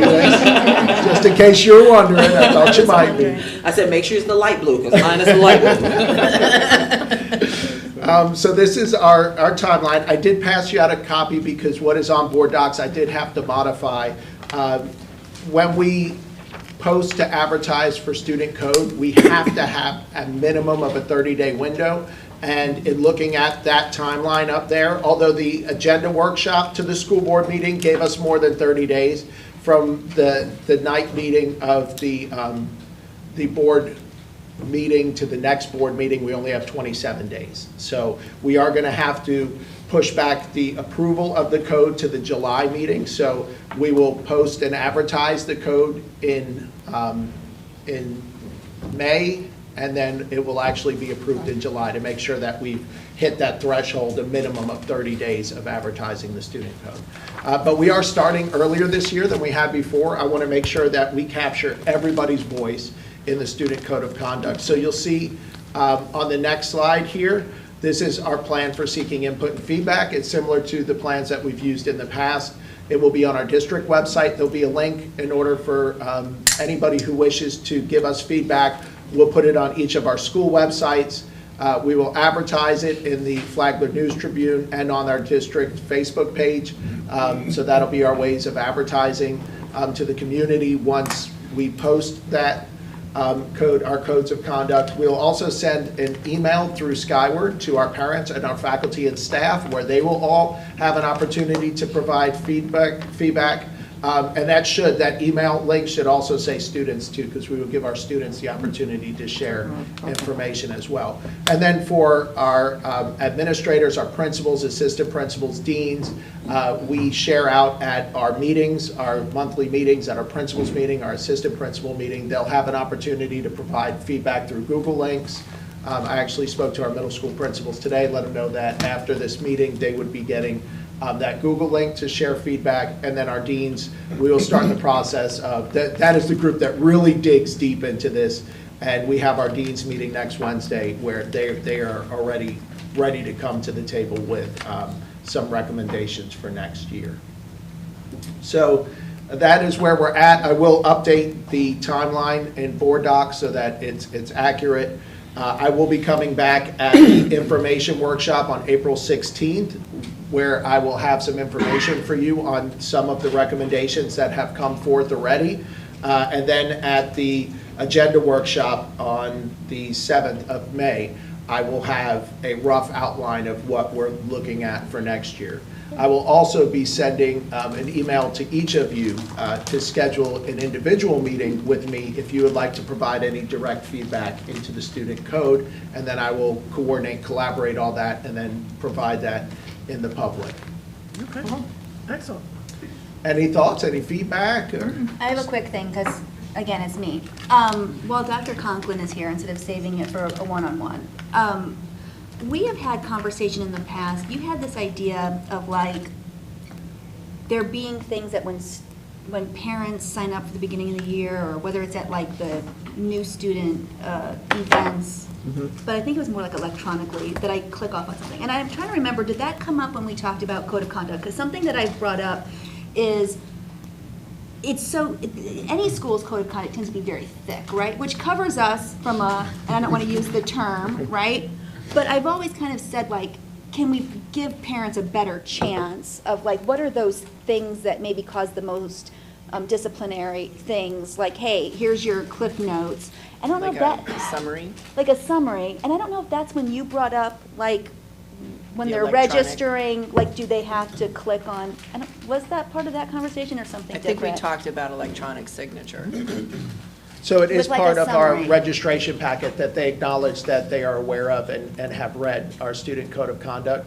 Also, Diane Howes in our parent, a parent guide, I think they call it. In the parent guide, we kind of pare this down and we put, some blurbs about our dress code and about bullying just some specifics about things that are, more or less hot topics that come up fairly often.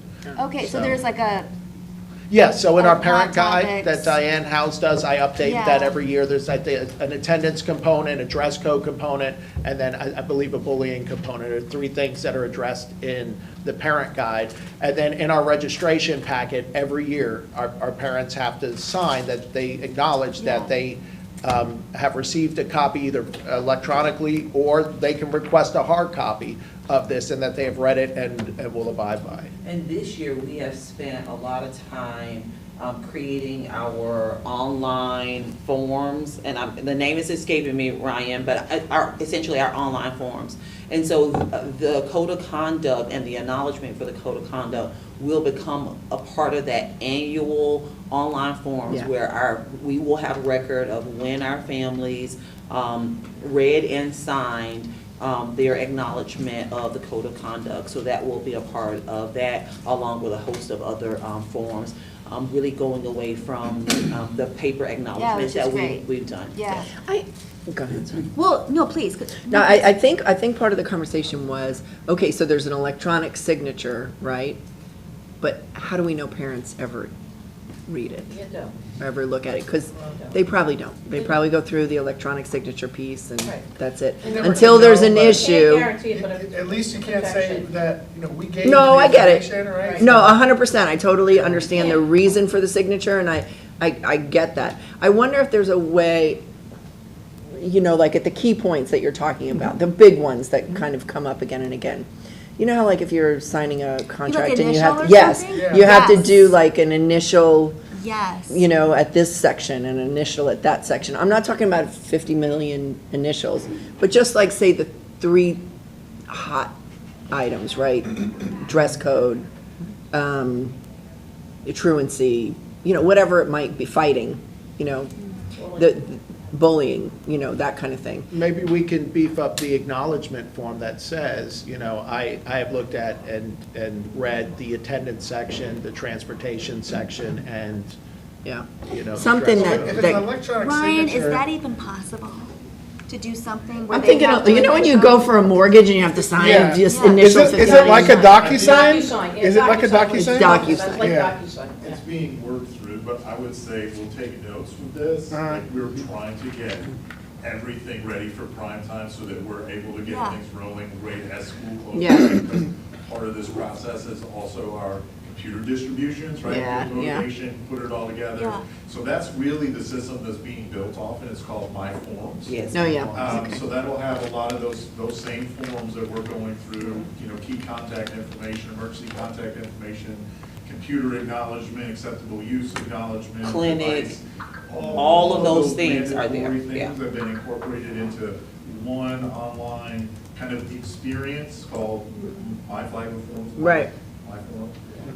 And that will allow us to do that. I would say those are maybe some opportunities as we move. I would hate to say, yes, we can do those things, because right now, a lot of that is. You're already in place. process. We're gonna plug that piece in. It'll have multiple links and acknowledgements that emails go out to the parent that you've completed this, here's your verification, here's your information, boom, boom, boom, boom. So a lot of that is in place already. So I think it's one of those things that would be great to kind of talk through on what those would be. But from a programmatic standpoint, to keep to the timelines that we've developed, that would be something we'll put in the development notes, that we can continue to have conversations and potentially add those in where appropriate. Like even if it's a future state, as board members, those are the things that we hear about. Yeah. We get the letter that says, my daughter thought she was doing a good thing by grabbing her video camera and taping a fight on the bus, right? And now she's being disciplined.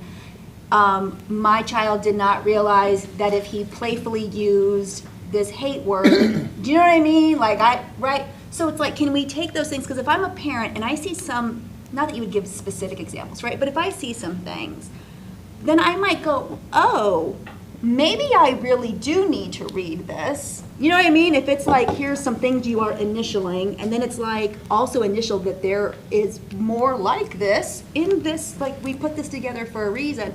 As a parent, I have never read one of these cover to cover. I will not ever do that. And I think where Dr. Conklin, I mean, I'm sorry, I don't want to speak for you. Where I'm coming from is, I'm going to say CYA, I know it's a cuss word. I don't care about the CYA aspect of it as much as I want for our families to be successful. So it's like, if we know they're not reading it, because we have examples of them not reading it, I didn't realize that she couldn't use, then what can we do better? And even if it's not this school year, or if it's not first semester, how do we keep doing? To educate Sally, parents, yeah. no matter what, even if you put after every line initials, what's going to happen is, boop, boop, boop, boop, boop, boop, done. They're not going to read it. They read it when there's an issue. They always read it when their child's in trouble, or, you know, there's a problem, there's a complaint. That's when they read it at that I would point. agree with that, but there might be like, even like little video like scenario, like something that's a little bit more interactive than just I'm check. a continuous improvement person. I get That's you. just who I am, right? And I realize that After there may everything. always be a percentage who will never. Right. But if we could get 20 more families better set up, and if we know at the end of the day, like, my opinion is, we are not doing everything we can do right now around the code of conduct, and, you know what I mean, and getting families prepared for it. If we were doing just a little bit more, then I feel like I'd be more comfortable going, you know what? We have really done everything we can do for you to be aware, and now it's kind of on you. Well, I think just to emphasize, I think ultimately what we want here is maybe to emphasize the top 3 or 4 things, just so that there is somewhere in there that it's emphasized, because those are the areas we're trying to improve on. More awareness to those could only help, so. So the acknowledgement page that the parent signs is part of the student code of conduct. We could add in that acknowledgement language that said, that some language that says something about the following topics are covered in the student code of conduct: bullying, attendance, transportation. So we could, as part of our revisions to student code, we can address the acknowledgement page and maybe make it more informative about what's within that document. John, you know what I just thought of? The Know the Law video. If I'm a parent and I see something in there as a prompt that says, are you aware of the laws that can impact your child's whatever? That's gonna get my With attention. a link to the video, I'm gonna check it out. Like, Yeah, I may and not, that- I may that'll not help. read the whole code of conduct, I may No. keep it as a Videos reference do to work. go back to, but if I see something that says, know the law, or how you're, whatever, that's So gonna get my we'll take this attention. information back to. And that's just a link. Yeah, to the group, to be able to kind of narrow down what would be those topics, and then that information will come back Yeah, before everybody you likes it. again on the 16th and on the 7th of May. Thank you for moving us along. Sounds wonderful. So along those same lines, maybe we can do with the deans and administrators a know the code video. Yeah, And we have, you know, families, we can push it out to Yeah, everybody. Yeah, and once you may have run the it, cell- you can it's use And it then we over and can use over. it Yeah. and then post it on the website. The same thing we See, did for using the that law. word law gets my attention as a parent.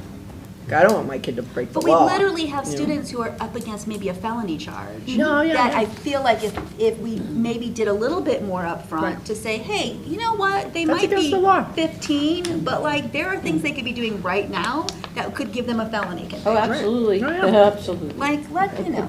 So John, I mean, obviously, John, everything you do is like, obviously this board feels what you do is a very important work, right? So thank you for everything you're doing, and it's like, what else? Well, thank you. What Yeah, else can we any do? great ideas. I'm open to continuing to strengthen our processes and make our schools as safe as Yeah. possible. Here, here. Good stuff, John. Thank you, sir. Thanks, guys. You'll see you next Thank you. month. I'll see you again soon. Yep. Okay, so we're gonna move on to 7.01, renewal, health insurance renewal. Mr. Olat.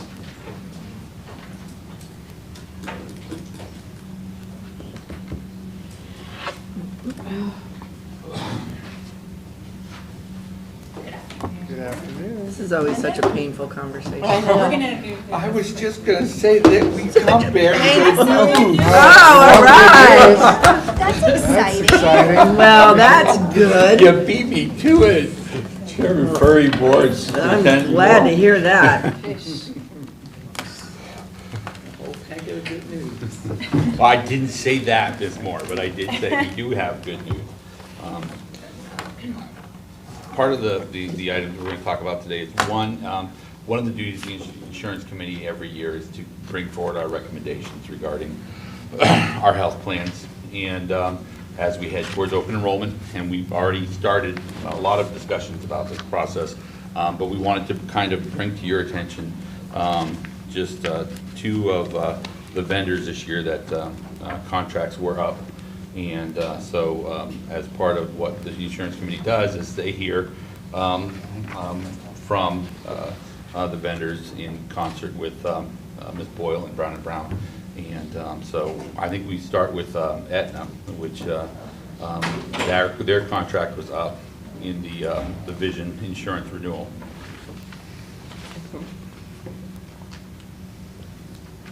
You'll see a good bit of information on here, and we don't need to go through this in detail, but in general for vision, the committee reviewed proposals from the market and found that our current carrier, Aetna, they have the best network for the area, and they were willing to offer us a rate pass, so 0% increase for our plan. That's good. And we asked for an enhanced benefit. We've heard from employees that we're asking to cover frames yearly, and that currently is every 2 years. So they did enhance the benefit and kept the rate flat. Oh, that's good. With what they were offering. That's a good deal. That was our best bet and is the recommendation of the insurance committee. So in comparison to the other vendors that you can see on the slide, the insurance committee's recommendation is that we retain Aetna moving forward. No brainer. Very good. Yeah, so like I told you, get some little easy ones. All right. If you could jump to the Communitas PDF. And as part of our discussions, we heard presentations from both Communitas and Quantum, and they both came in also with their bids. And in-depth discussions were had across a couple different insurance committee meetings regarding what both of them bring to the table. And I know that we've had past discussions here at the dais and individually regarding Quantum. And I reached out to Quantum, and I think it's worth having this discussion that since some of the concerns that we had, they had made some changes, and there were absolute improvements during the course of the changes they made. So I thought that was something that needed to be noted. However, I will say that what Communitas brought to the table was a better partnership with the Web TPA and a lower cost. And we believe, as far as the insurance committee's recommendation, that Communitas would be a better choice moving forward rather than staying with Quantum. So some of the highlights, real quick, for Communitas. We do, I guess before that, the Quantum 3-year contract, we're in the 3rd year, and it does expire in September. So that's what prompted us to look at this. But Communitas is the Web TPA Florida Blue arm of member services. So one of the big positives to going to them is that they have live claims data. So we experience a bit of a delay right now with claims, and for our members to be able to see what's going on with their claims, because it's not directly attached to our TPA. So that was a big positive. Another one is that they internally have a weekly meeting to discuss our high cost members and how they can better manage their care. And then they would also be meeting with our HR team to go over claims. They also provide customized member education. Right now with Quantum, we're limited to 4 kind of communication campaigns through email per year. And Communitas, this is on demand, so we can really create what we need to based on the communication that we are trying to push out without that incurring a higher cost to us. They also have measured results. So you're probably familiar from the last time we presented our year over year with Quantum. They kind of project out the return on investment using an actuary. But with Communitas, they are doing cost savings calculations based on what was actually done with the members. And so we'll see that actual savings of claims. And then last, it's a $60,000 savings to go with this particular Perfect. member Wow. services. So while that seems like a big number, Yeah. when we look at It's not, self-insurance, it's yeah. really But not. it's still good. So we I mean- wanted, But better- we wanted to Better make than it sure- was. But significant enough to make a change, you Yeah. know what I mean? Right. Like, sometimes you say Yes. it's too close, it's not worth the effort, you Yeah. know, so. Yeah, so we were really impressed with the presentation that we had and the communication with them thus far. So you will see that contract come before you. What is the term of the contract? Is it a 3-year term too, or is it going to be? I believe this one is a 3-year term as well. Okay. Yeah. That's good. The only thing that I'm curious about, I thought this, because this is all kind of new in the last few years, this middle kind of person, company, whether or not there's really good ROI on it. I mean, are we really, so we're investing in it, we're purchasing it, but are we really seeing the cost savings in the end? Is it making a difference in what we're doing at all? Yeah, so, I mean, we saw from the annual report from Quantum that there was projected savings, and we'll have a better eye into that with these actual savings, the actual savings that they'll calculate for us. The other piece is that if we don't have something like this, we would have to manage it with our benefits specialists. So Okay. you have to kind of look at the time and So money it's a- that you're so- spending Okay, so it's in one it's place or the other. Also management. Yes. And it's also a carve-out in the Florida Blue contract we currently have. So in other words, if we didn't have Communitas, then we'd be picking up part of that service and what they'd be charging us additional Yep. to So do one it. way or the other, you're. One way or the other, you're paying. The only difference is my 3 benefits folks down in HR would be doing Got ya. a lot more. Because they're managing the claims that are coming in, correct, from? Web TPA, or this particular Yeah. member services. Yes. They're managing claims, but also authorization. So the point here is to, stratify risk. So look at our entire population, use a model to stratify risk, and then try to be preventive in their approach. And then as they see the authorizations come through, they can intervene and say, oh, this service could be done at a cheaper price over here, and then call our members and direct their care. Would this enhance, if we decide to go with the health center, would this enhance that effort also in any way? It could.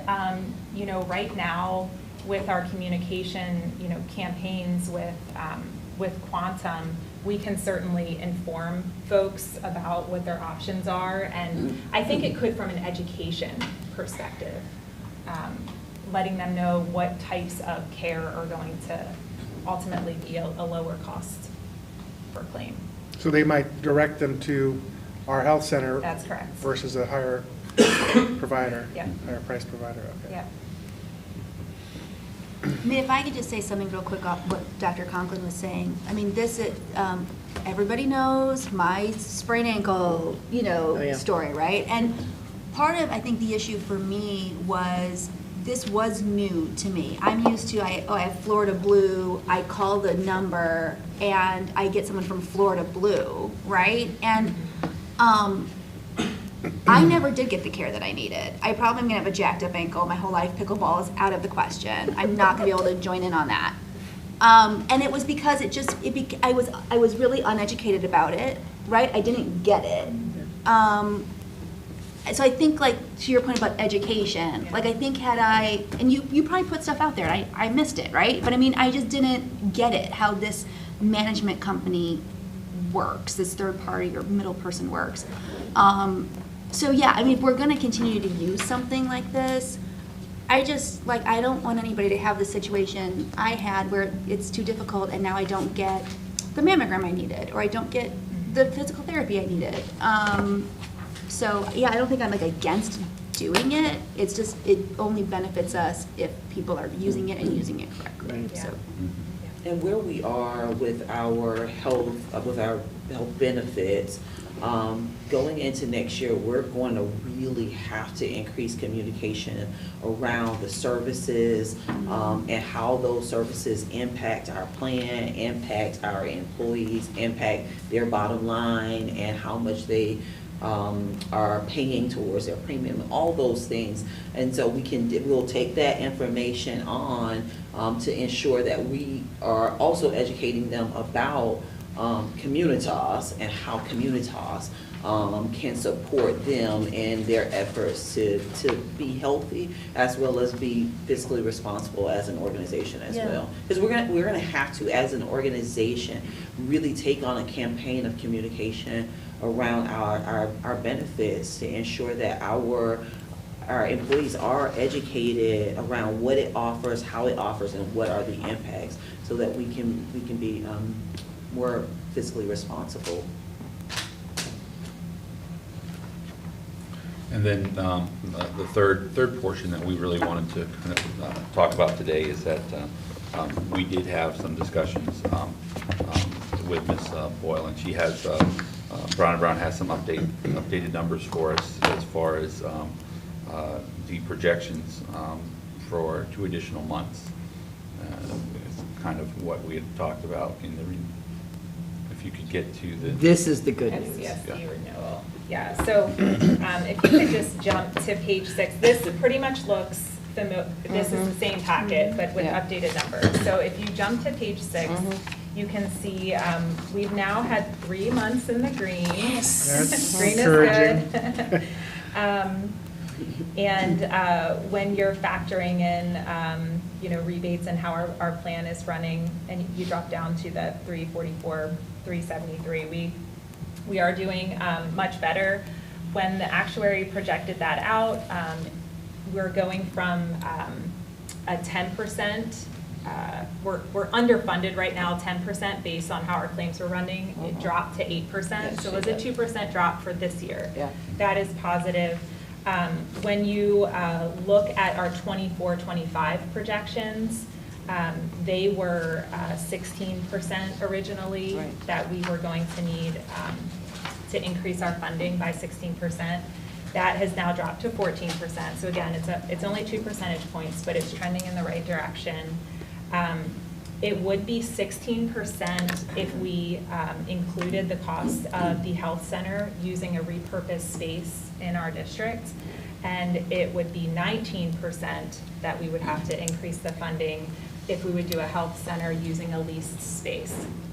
So all of those costs are factored in this packet, and we just bring this before you because we said we would continue to bring you information as it came, and this will be, we'll be asking for board action in April. So does this mean that if the numbers for March and April come in the green as well, that percentage could it'll continue to increase. Okay. Yeah. And so increase or decrease? It'll decrease the amount that we have to increase Correct. our funding. Yeah. Okay. Just clarifying. Yeah. Okay. Yeah. Right. Good. Okay. So this will be on the agenda again, April 2nd, and then back before you again, April 16th. We're getting there. It's good though. I mean, We're that was getting worth the roll of the dice, right? Yeah, we're getting there. Yeah, I definitely feeling better about the idea of some of the things that we're considering seeing more green months. And if it's possible, I think a big issue here is if we go with the health center, whether it be on-site or lease. And if there could be some thought process maybe given to, if we were to have it on-site, where might that be? I mean, is there someplace we could have it? Because, I mean, that could save us significant percentage, and that, over the course of years, adds up. So if we could have some possible suggestions. We will bring some of that to would you help. on April 2nd. Perfect. Yes. That would be perfect. Okay. Great. Okay, thank you. Thank you. Thank you. All right, we're Okay. almost there. Yeah, so we are going to, at the request to move the 9.01. Mr. Deason. Good afternoon, Board. What we're bringing to you is an award for an invitation to bid ITB 24-05B E-rate Category 2 broadband internal connection component. So Yes, this is deja vu. I've thought we seen did this this before. before, It yeah. was in November Yeah. when it was originally brought. Okay. So we were notified on March 18th, on Monday, that one of the awarded vendors was unable to meet the requirements of the bid and the timeline that is prescribed per E-rate guidelines. So they reached out to our E-rate consultant to kind of talk through that. We got a notification from them, which kind of prompted us to take a look, okay, so what are our options with this? So what we did is we went back to the evaluation, looked at that again, and went to the next lowest bidder. If you look at what's in here, the next lowest bidder was a difference of about $329,000 between the lowest bidder to the next lowest bidder for that category. So immediately, it was an interesting situation, but Cisco, who is the equipment on this particular bid, reached out and worked with that vendor to help us meet our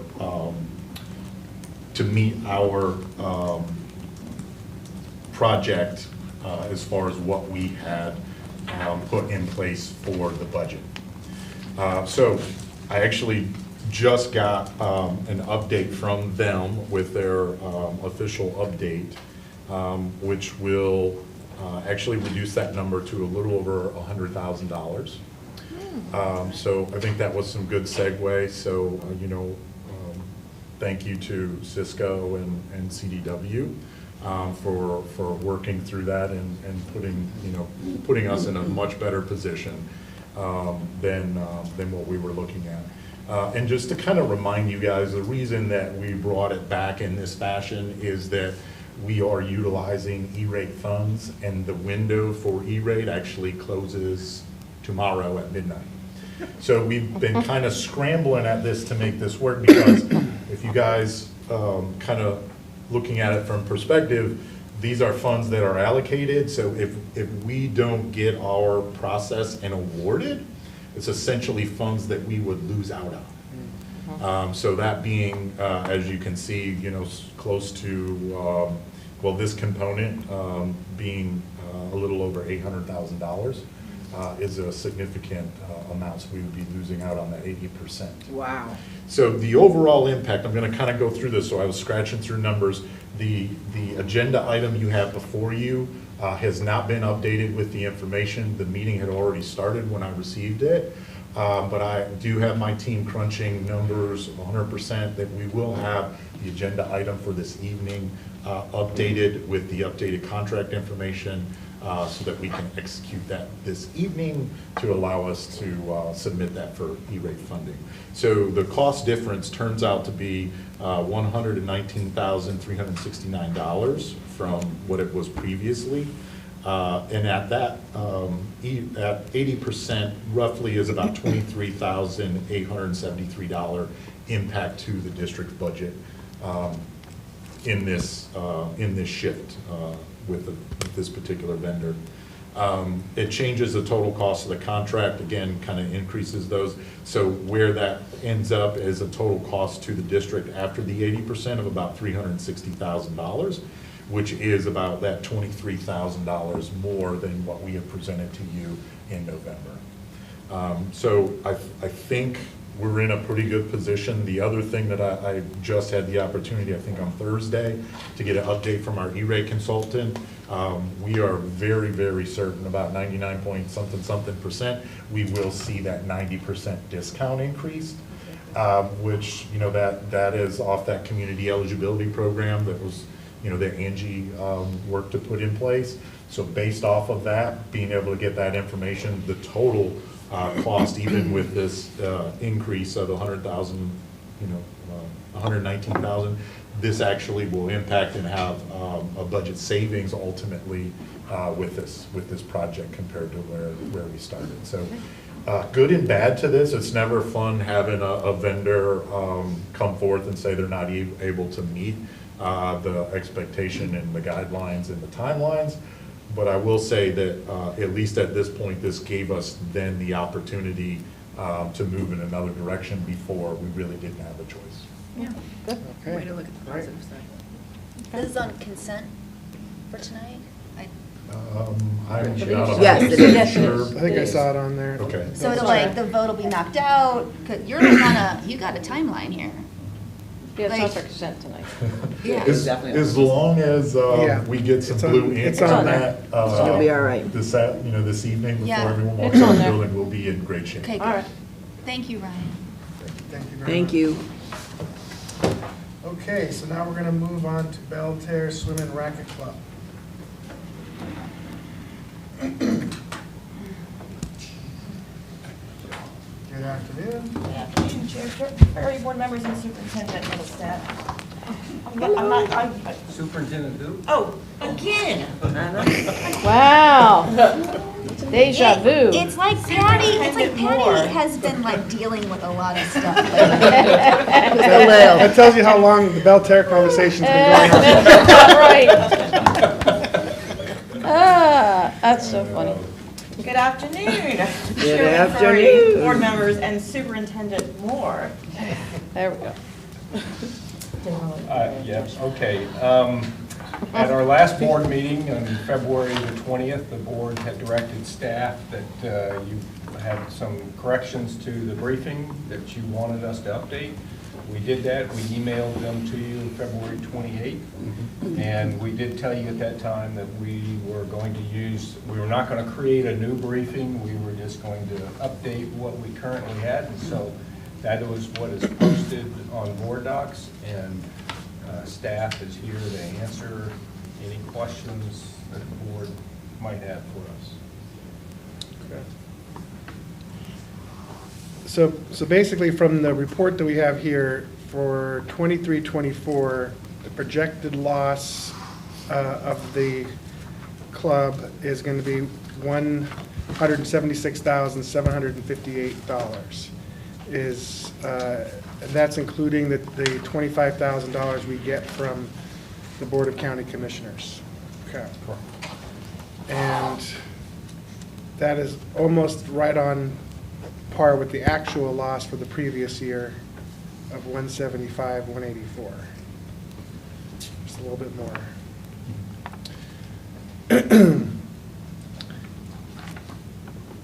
So with the memberships, we have 748 insurance members who, those all have access to the gym, right? Do we know how many of them actually converted from the insurance plan to add the supplement for the pool?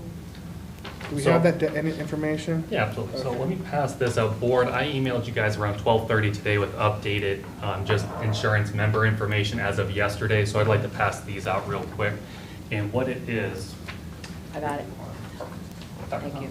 Thank you. You're welcome. On one side, it's our membership numbers effective on January 31st, which is what we presented last. And then on the other side is as of yesterday.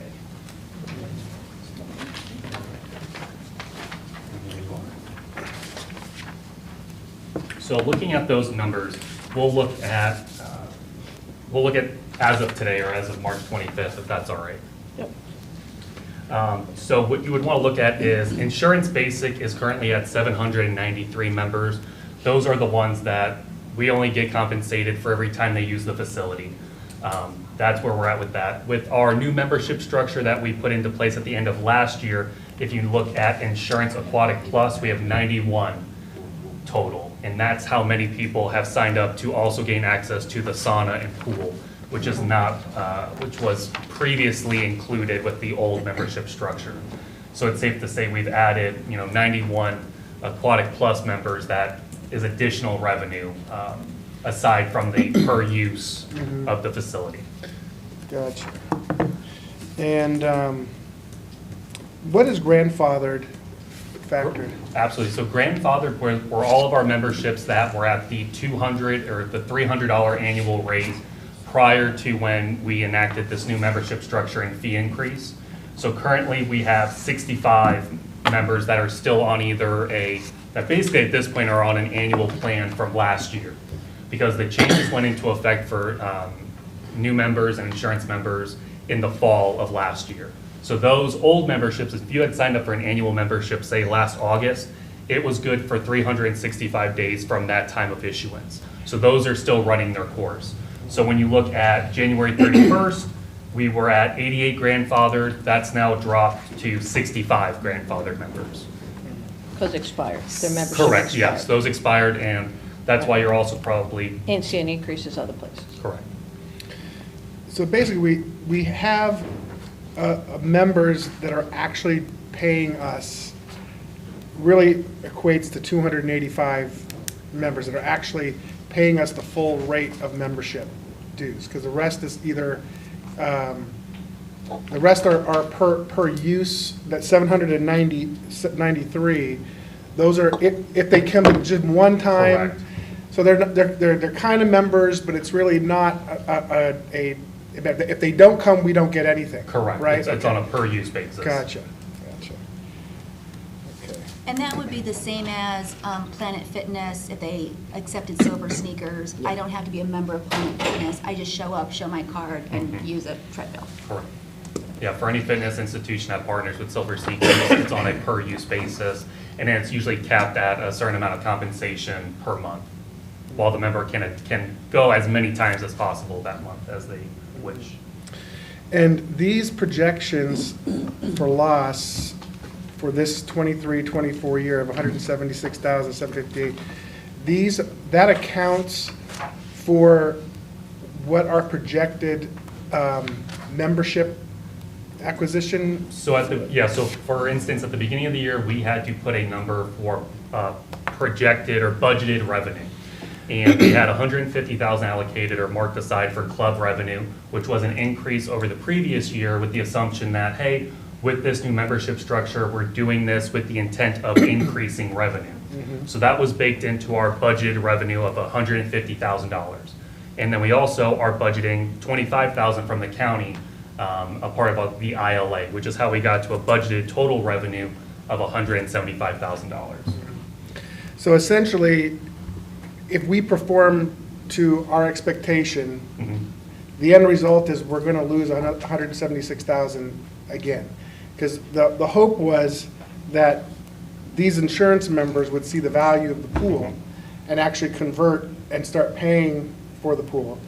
But it looks like it was a very small percentage that made that investment in themselves. Well, 71 Well, to no, 91 in yeah. 1 month is pretty significant. Here's what happened. But Here's it's what not, happened with it's not attendance. enough, though, is what I'm saying. But here's the membership, though. In 7 weeks, we gained 76 members. That's approximately 10 members a week. Okay. And we're just moving into the summer months. Okay. This is the time when people are going to start purchasing more. And the other thing that happened, too, is now that they don't have to be physically on site to register, they can actually buy their membership remotely. And that's another reason for the increase. You don't have to go there. This just got put in place. So between the advertising and the fact that Palm Coast is growing, we know that as a fact, and not everybody has pools, the membership's going to continue to grow. And that's why we wanted to go until at least August to see what was going to happen. That was the original thought. Okay, but then how many memberships, do we have a number here of where, how many memberships do we need, right? Because to get this to a point where we're at a break even or a profit, how much are we going to have to convert of the insurance or attract new memberships? You know, we just want to see, we can look and say what is realistic. Well, and we also get have to there? include FTC's use too, because that's something we have not, that's one thing Dr. Conklin had been asking about. How much does, FTC has classes which are wonderful, and they've got a couple going on, water aerobics is going on right now for adults. That's $200 pop, right? So depending on the number of those classes and how many people participate, they'll gain an income, which I would suspect will go up because of the availability now and the fact that the pool's moving. So they end up right now with what they take their expenses, they took in like 10,000, I'll just say roughly, around 10,000, and then they had $5,000 of expenses, so that's about a $5,000 boost there as it was, roughly, correct? You took in like 10,000, but you had to pay for your staff. So it was about close to 7,000 Yeah. that we made. Yeah, 7,000. So, I mean, that's without all these other things that are going on. Now, the other thing, too, I think as an organization, as a group, we made a motion. It was made to continue membership. What wasn't decided was a time frame. We talked about, and that's why we are having the representation here, and the review, to keep an eye on this, but it was to go until the end of August to notify the people, and it would be closed by December as certain if it didn't meet our financial I expectations. thought the motion we took was to let it go for a year till August. Well, but to continue to it was. review and There was no monitor. time frame. The motion was, I went back, I saw it, and you actually made the motion, and Sally seconded the motion. And the point was to continue memberships with no date certain. So, you know, we did that to the general public. The general public is now taking advantage of that. They understand that we have memberships now that they're going forward, they're getting their memberships. I mean, 10 memberships a week is a lot. Well, You know, that's a lot, and that's what's happening, and our person here today already spoke to the fact things are getting crowded, and it's just getting into the warmer months. That is when it's really going to explode. Why would you close something prior to going through the bulk of when it's necessary? Well, it's neat. it's been open for the bulk of what is necessary for many years, and it still does not produce. But we've changed the prices. Right. Everything has But changed since here's my- then. Also changed the structure. And the structure's So, all changed. But here's my point here today, is that we did also say that we were going to revisit and get a progress report around this time, and that's we what are. we're doing. Yes. So, but at some point, you got to look at the numbers and say, you know, based on the projections and on what they've projected that they can achieve in membership growth is already factored into this loss. So unless they overachieve in memberships this year, we're still going to lose $176,000. Or their projections aren't right. Well, And that is a very Well, realistic let's do this number. possibility. What's our average membership price? Let's just get an average, like if you say it on a monthly basis. Well, for instance, if we- 30, you average out like 35 for the pool. So an adult annual membership is $420, Okay, which so- breaks down to, even though we don't do that on month-to-month basis, Mhm. breaks down to $35 a month. $35 a month, okay. So,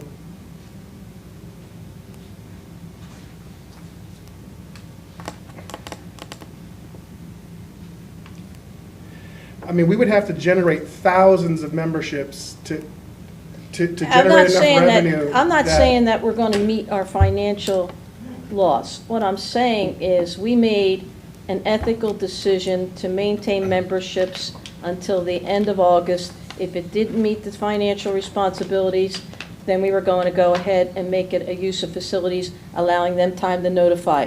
That's an ethical decision that we made as a board. We made the motion, we passed the motion, and we renege on that. I think that looks really poor on us as a school board. Once again, we're flip-flopping. We're flip-flopping. I don't think it's a flip-flop. Oh, it's a huge flip-flop. No, it's not, because we're looking at reality in front of us, a large red number of 176,750. That is the reality that. But that's without That's summer. a projected, that's a projected loss. It is not reality. Projection it's- means it's a possibility, not a set We would cliff. see a trend already by this stage, if this number was going to, listen, if we pick up a few extra memberships between now and summer, I agree that that's a possibility, but it won't reach the level. What I was looking to see, as I was hoping from my perspective, that I would have seen more of these insurance people switch over to the pool membership, and because that's our That's our the bulk of biggest the income. problem, is because we only have 200 and some people actually paying us out of pocket, and we're getting pennies from the insurance side. Well, you're getting $20,000. Now, the It's insurance pennies. gives us $70,000 a year. From insurance, in a year, we make, was it But again, 78,000, was it's it? pennies on, compared, if these It's a 70. insurance members were actually paying us for the use, we wouldn't even be having this conversation. Well, they're not going to. Right, and that's the They're not problem. going to, right. And we and so we're not seeing a trend here that 72, this I knew it is was in the 70s. that we're going in a direction that where this number is going to be significantly reduced. This loss is not going to be significantly reduced.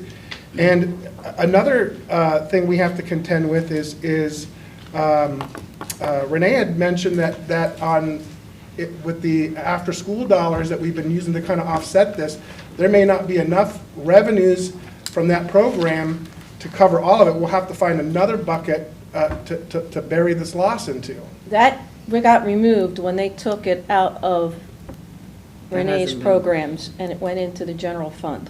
Any loss that would come from the pool would come out of the general fund. Did you not pull it out of her?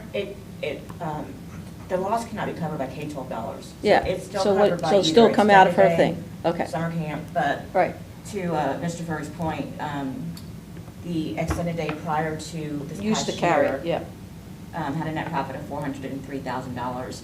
This past year, it was only $80,000. Yep. And that is probably Why? going to go down this year. $15 an hour, Because that's the why. $15 minimum wage. Yes, But we the know that. months of Well, last well- year didn't have that Yeah. $15 rate. Right.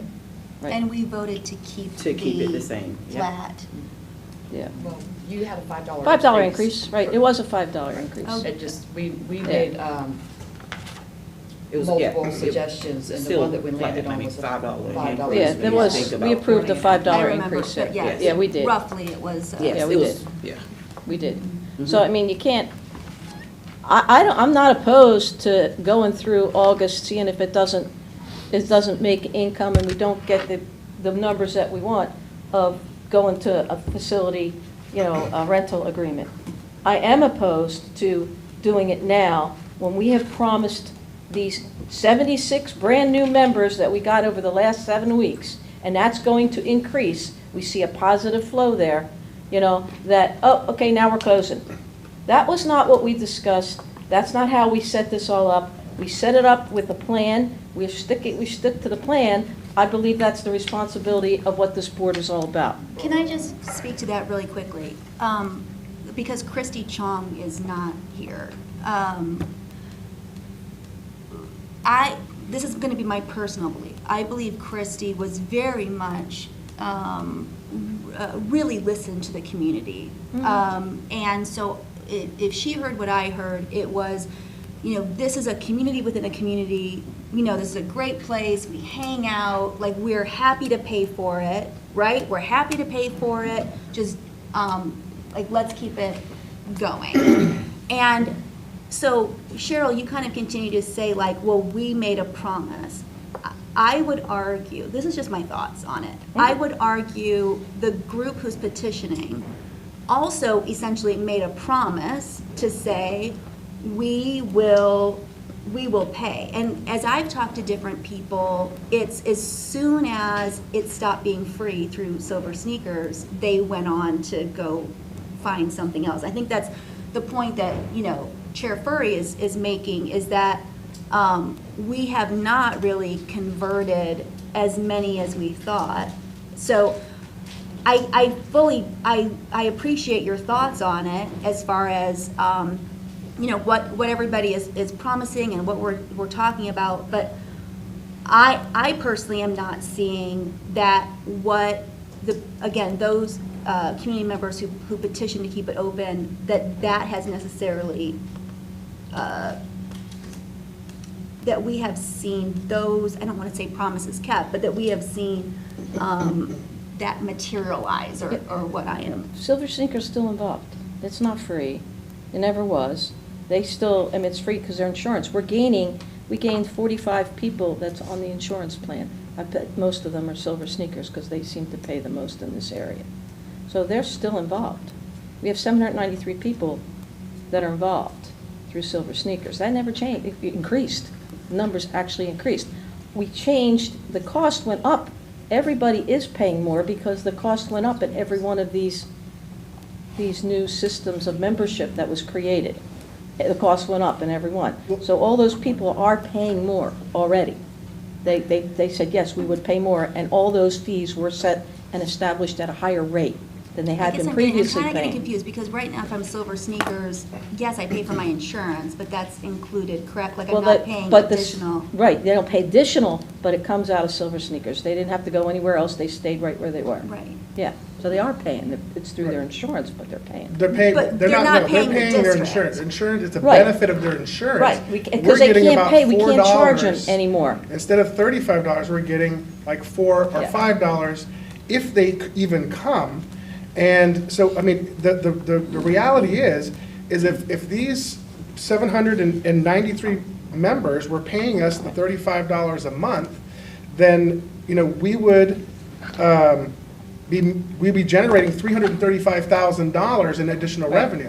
So but we're getting 30,000 or whatever the number is. I don't remember exactly what we're getting for the insurance, but. We get $70,000 a year So- from the insurances. And there you go, so you have 793 people using the facility, and we're getting 70,000, where if they were paying the rate for a membership, it would be 335.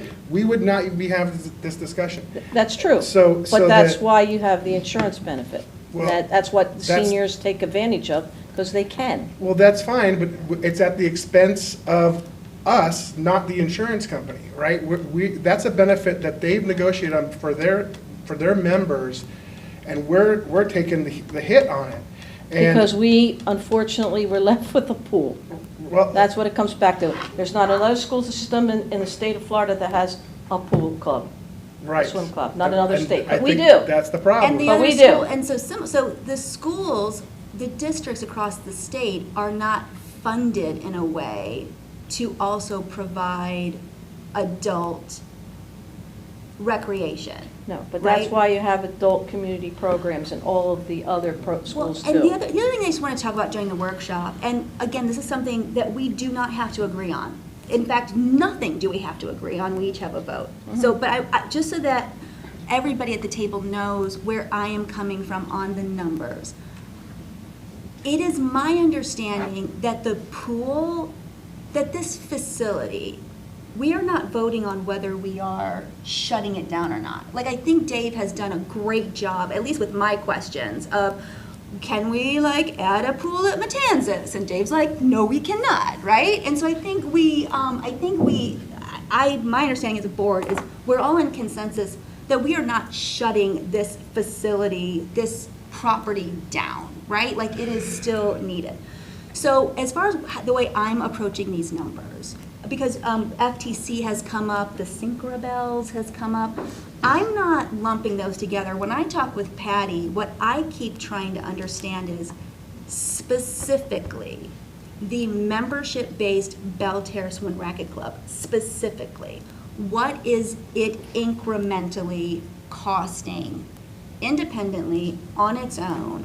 Because I don't see that the Synchro-Bells, for instance, or FTC, for instance, is a factor in that conversation, because we're not voting on whether we keep the pool open or not, right? If we were voting on just keeping the pool open. It's But the revenue. revenues will stay regardless of revenue. whether the club is there or not. Yes, the That- see, revenue, that's- thank It's you. revenue, but what's going to happen is your revenue is going to drop significantly. Your costs are going to remain the same, and you're going to lose money. You're voting that we'll still lose money every year, but it's going to have to stay that way. Well, so Well, there's, to the tune there's of a, more like 80,000 instead of All right, 175,000. so now you're 80,000, but still, you're not providing a service that it was intended to do. And that's what we voted for the membership and I for. think that that's just, again, where we just might disagree. And, and that's fine that we disagree. Cheryl, since the minute I was sworn in, I started talking about the fund, our general fund, our balance, operational efficiency. And so, again, if the Synchro-Bells, let's say we made $5,000 off of the Synchro-Bells, awesome, right? Like, that's good for us. Again, to me, that doesn't factor in with the Belle Terre Swim Racket Club membership base. I have just a lot of thoughts on all of it. But I wanted to at least make that clear, that is how I personally, for my one vote, whenever that vote comes to be, or whatever we decide, that is how I am evaluating this. Well, we had one other unanswered question, and that was, what is our obligation to the insurance companies if we, just like if a club went out of business, a for-profit club in the private sector, they shut down, they can't offer the insurance memberships anymore. We shut this down, is there any consequence to us? Thank you so much for that question. I posed that question to Mr. Delaney and provided him with the insurance contracts all. Yes. Sure. So if the service stopped being provided, that would be considered a breach of the contract, and then the ball is a little bit out of our court. We don't control all the circumstances of that. So the most conservative thing to do would be to look at the termination without cause provisions. And if the board were to vote to do that, there's 4 different contracts and they all have kind of different timelines. 2 of those agreements would start immediate clocks running, either 90 days or 120 days. That would be with Florida Healthcare and Optum to wind up the agreement in that 3 to 4 month time frame. The other 2, Silver Sneakers and Ash, renewed for a full year as of January 1, 2024 through the end of the year, to terminate without either side breaching or without mutual agreement by either side. They just need to be notified either 90 days before the end of the year or 120 days before the end of the year. You don't have to wait till then. You can certainly notify them earlier than that time frame. And then that would let them know that there was not an intent by the board to renew for the 2025 full 12-month time period. And, you know, at that point, if those notices were sent out, that would be an opportunity to start a conversation about what they want to do with the understanding that the board's not looking to continue the arrangement. So maybe that would lead to a mutual agreement to wind it up earlier than the timeframes laid out in the contract. You know, I think we would have to cross that bridge when we got to it. But to answer your question specifically, if the board unilaterally stopped providing the service, that would be considered a breach, and then we would need to see what their reaction to that would be if they claim that they would have any harm or damages. And I would assume we'd have to refund everybody their membership money. Oh, yeah. Well, they're not paying us any membership money. The insurance Not the people. insurance people. No, They're I'm paying talking us- about the people that yeah. are, All the memberships. Yeah, anything that, we would have to refund prorate if they paid us in advance, for sure.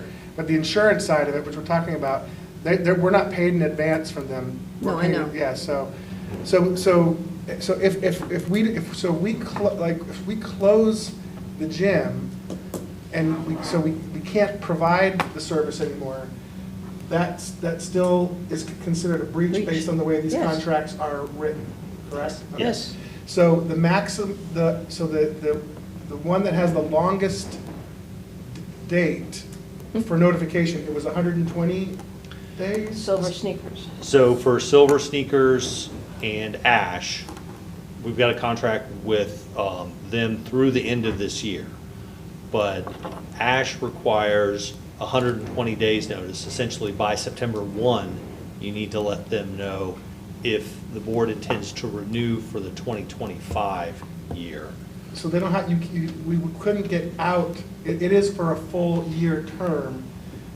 That 120 is to tell them we're not renewing for next year. There's no break in the middle. Right. Okay. Unless it's by mutual agreement. And that would be possible if we gave them notice as of whenever that we're stopping services as of September.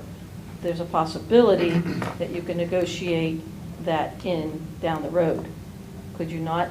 It's possible. Sure, I think And not be in breach? Silver Sneakers and Ash have a contractual agreement with the district Till through the January. end of this year. December 31st. Right. Yes. So if the board were to send notice that it was going to terminate services before December 31st, there is the possibility that those 2 organizations, Silver Seekers and Ash, would consider the board in breach of the contract. that's, I believe, why we had the conversation back when we were talking about dates, why we got to that point. I believe Joshua got us there in the same format with the contracts. Now you're just hearing it again from our attorney. Yeah. Is there any kind of a breakdown on, and I'm just asking the question. Sure. If we are, let's say, locked into, because really the membership is the gym anyway, right? Like Silver Sneakers is No, it's gym. the pool too. Can Well, you not s- anymore. Can you speak It's to only, that? it's only the gym. It's Oh. because we separated that membership. There's different kinds of memberships for the pool. No, totally, Yeah. but as far as like, if in fact we find that we are locked in, whatever, and like kind of December 31st is, we are just, regardless, we are locked into providing gym services. We could just keep the gym open. Yeah, like, I'm just curious as far as an operational cost. Do you have any insight? You've been working on this for so long, the both of you. Do you have any insight as to that deficit? How, is there cost savings to reduce that somewhat if we just initially suspended the Aquatic Plus at the end of the fiscal year? 'Cause I'm not in favor of changing anything any earlier than the end of the fiscal year. I think there's a lot of benefit to sunsetting things No, I before the agree. beginning of the fiscal year. Our And I biggest agree. cost to operate this facility, the pool and the gym, is staff. It's staff cost. To staff the gym, we'll focus on the gym. For every hour it's open, we have an employee who makes minimum wage working for every hour. One employee for every hour that the gym is open. So that's your cost to run the gym, in addition to utilities and things like that. But as far as staffing, that's what is the major cost for the gym. With the agreement, if you are an insurance member not paying any extra, you get access to the gym and the tennis courts. Where the pool goes into effect is then you start having lifeguards for every hour. Depending on the time of year, we want to double up on lifeguards for safety, depending on when it starts getting really busy. So that's where, if you were to drop off the pool, where the potential cost savings that you're speaking of, that's where that would come from. But you would still have the cost to staff the gym. So if the board decided that we wanted to end the membership portion of this here for the pool, it could be a phased out where, the pool membership would end, and then we would leave the gym open because that would satisfy the insurance memberships. And then that would all be done by the end of this year, and then that would be a way of phasing out the insurance memberships there, based on what because as long as we give, it seems like the only one that has the full year are those two that want 120-day notice. Optum is 90 days notice 90. before the end of the year, Right. so by October 1st. Sure.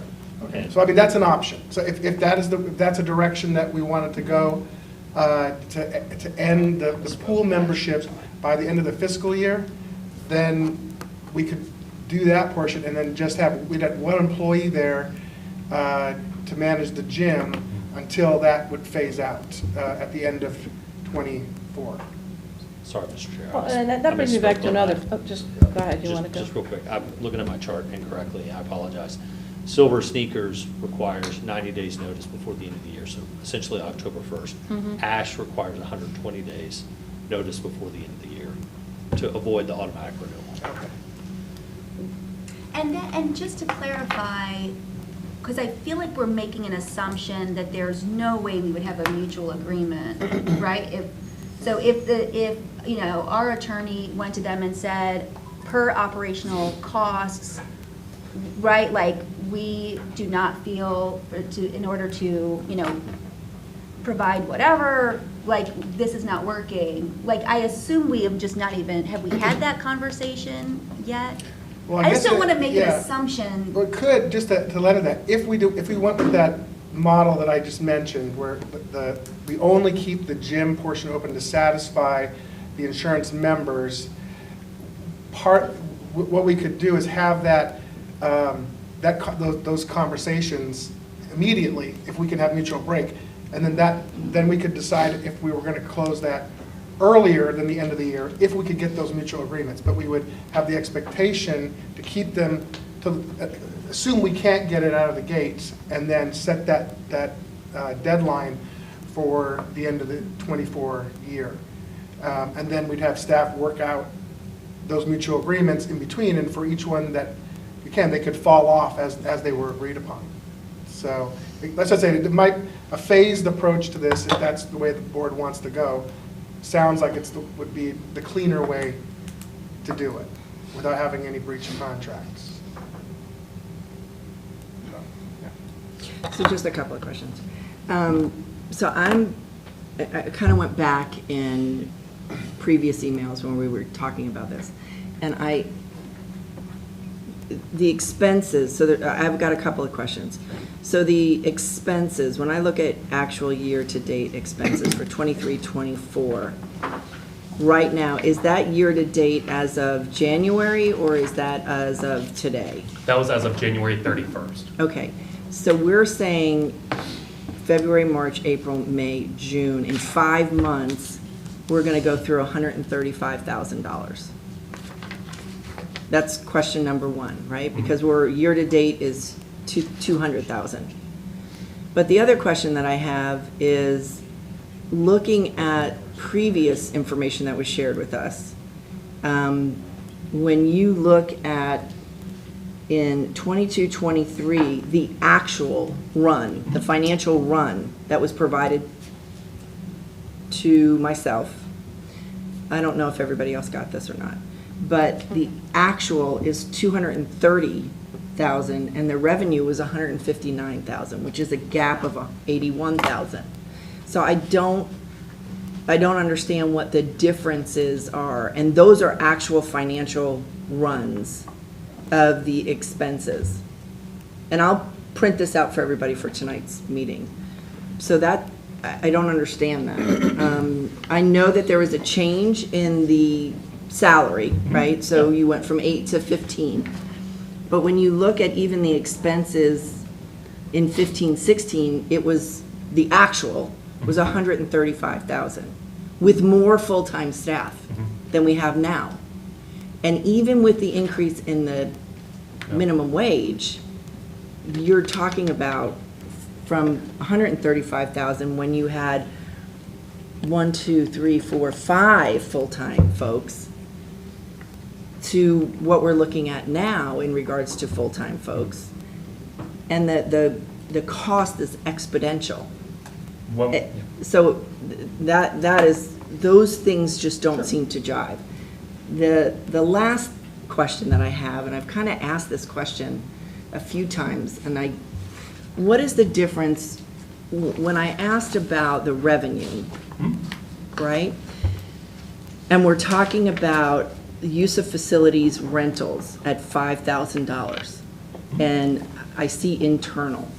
What exactly does that mean? Where is that inclusive of the Synchro-Bells and other entities? So for instance, for the January 31st data that was provided at $5,087, that included just over $3,000 for Synchro-Bells.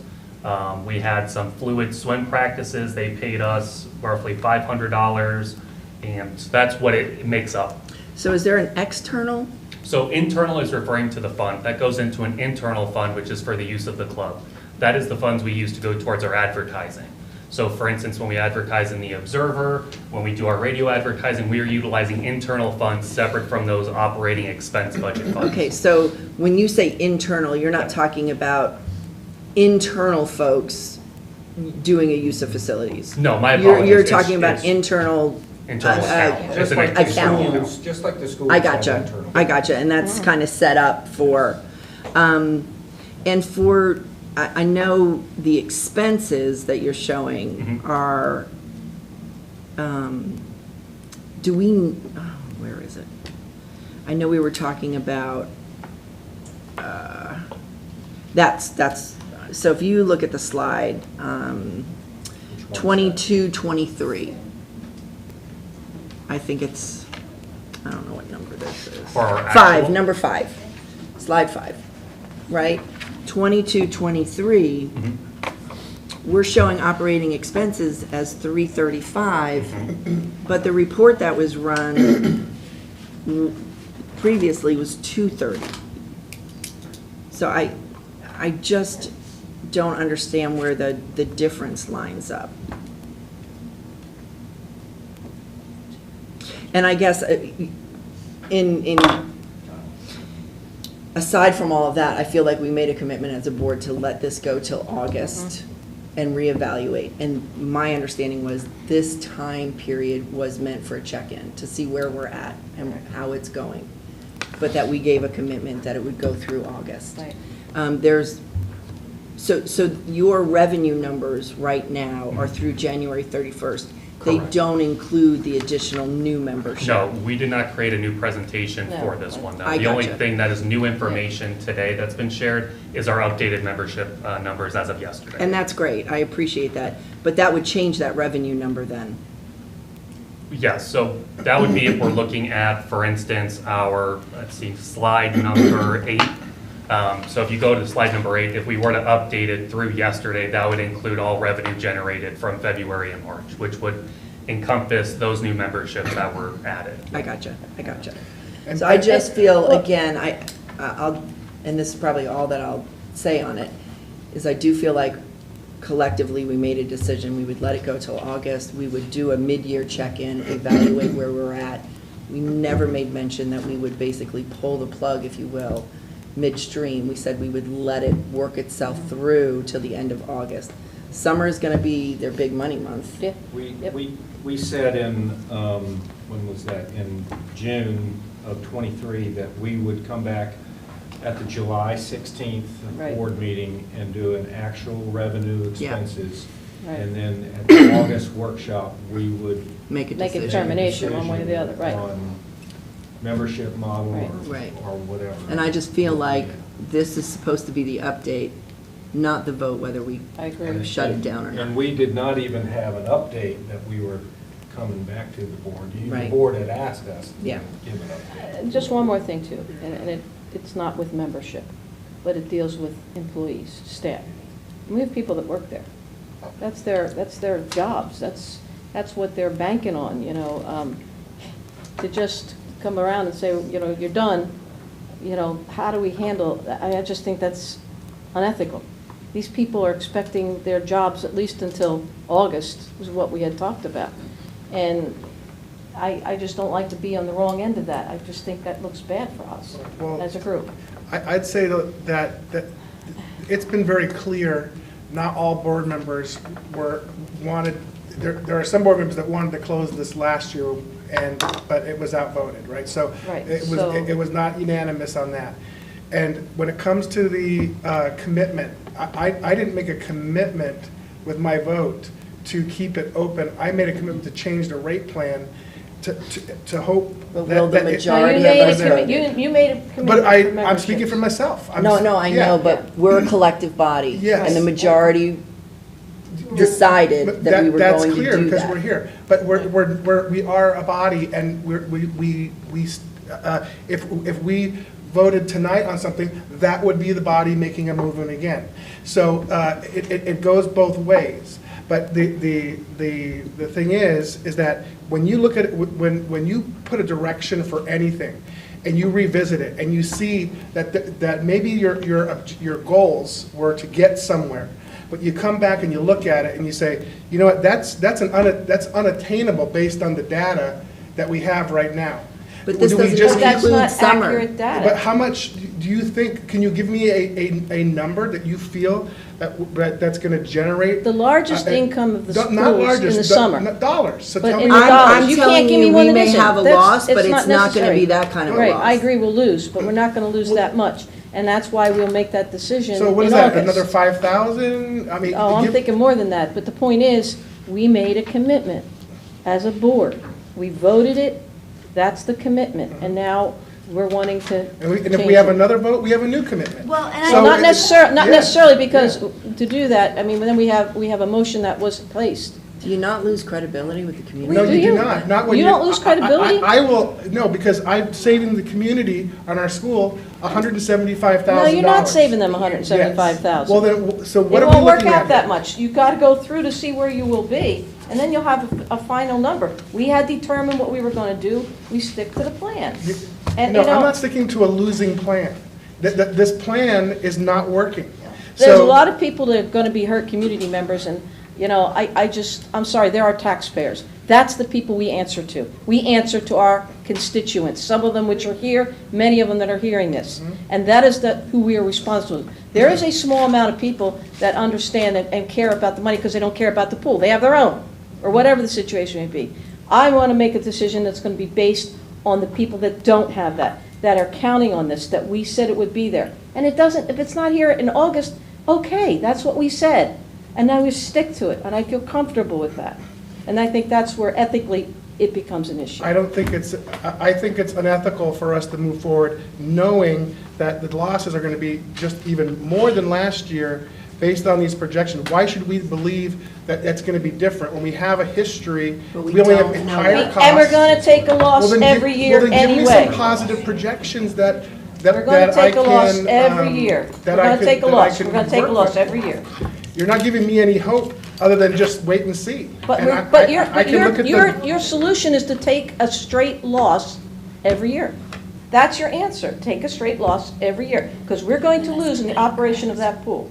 Not as much as we are now because of staff, but we're Right, still but it's not a going loss to when it's loss. a student-focused facility. It's an investment in our students. And that number is down And a where small number of 80,000 students. And a small number of students. Yes, because the people that will be using the pool is going to be your teams and the private. It doesn't matter whether fluids. it's one or 1,000 students. We're talking about, this is, first of all, we have no business providing an amenity to the community as a school, right? If we were a municipality and we were Palm Coast or we were Flagler County, I get it. I agree. But based on the way that we get funded, and the way that the revenues that are coming into this pool, it's just unsustainable. And it's been year after year after year, and this debate continues on and on and on. And we could have ended this last year, but we didn't. So now we're here faced again with the same reality that we were last time. The only reason we're here is because you're pushing the issue to close the pool that we said we were going to abide by in July. And it's also because the in entire August. structure of how it was funded has changed. It used to be under FTC. Right.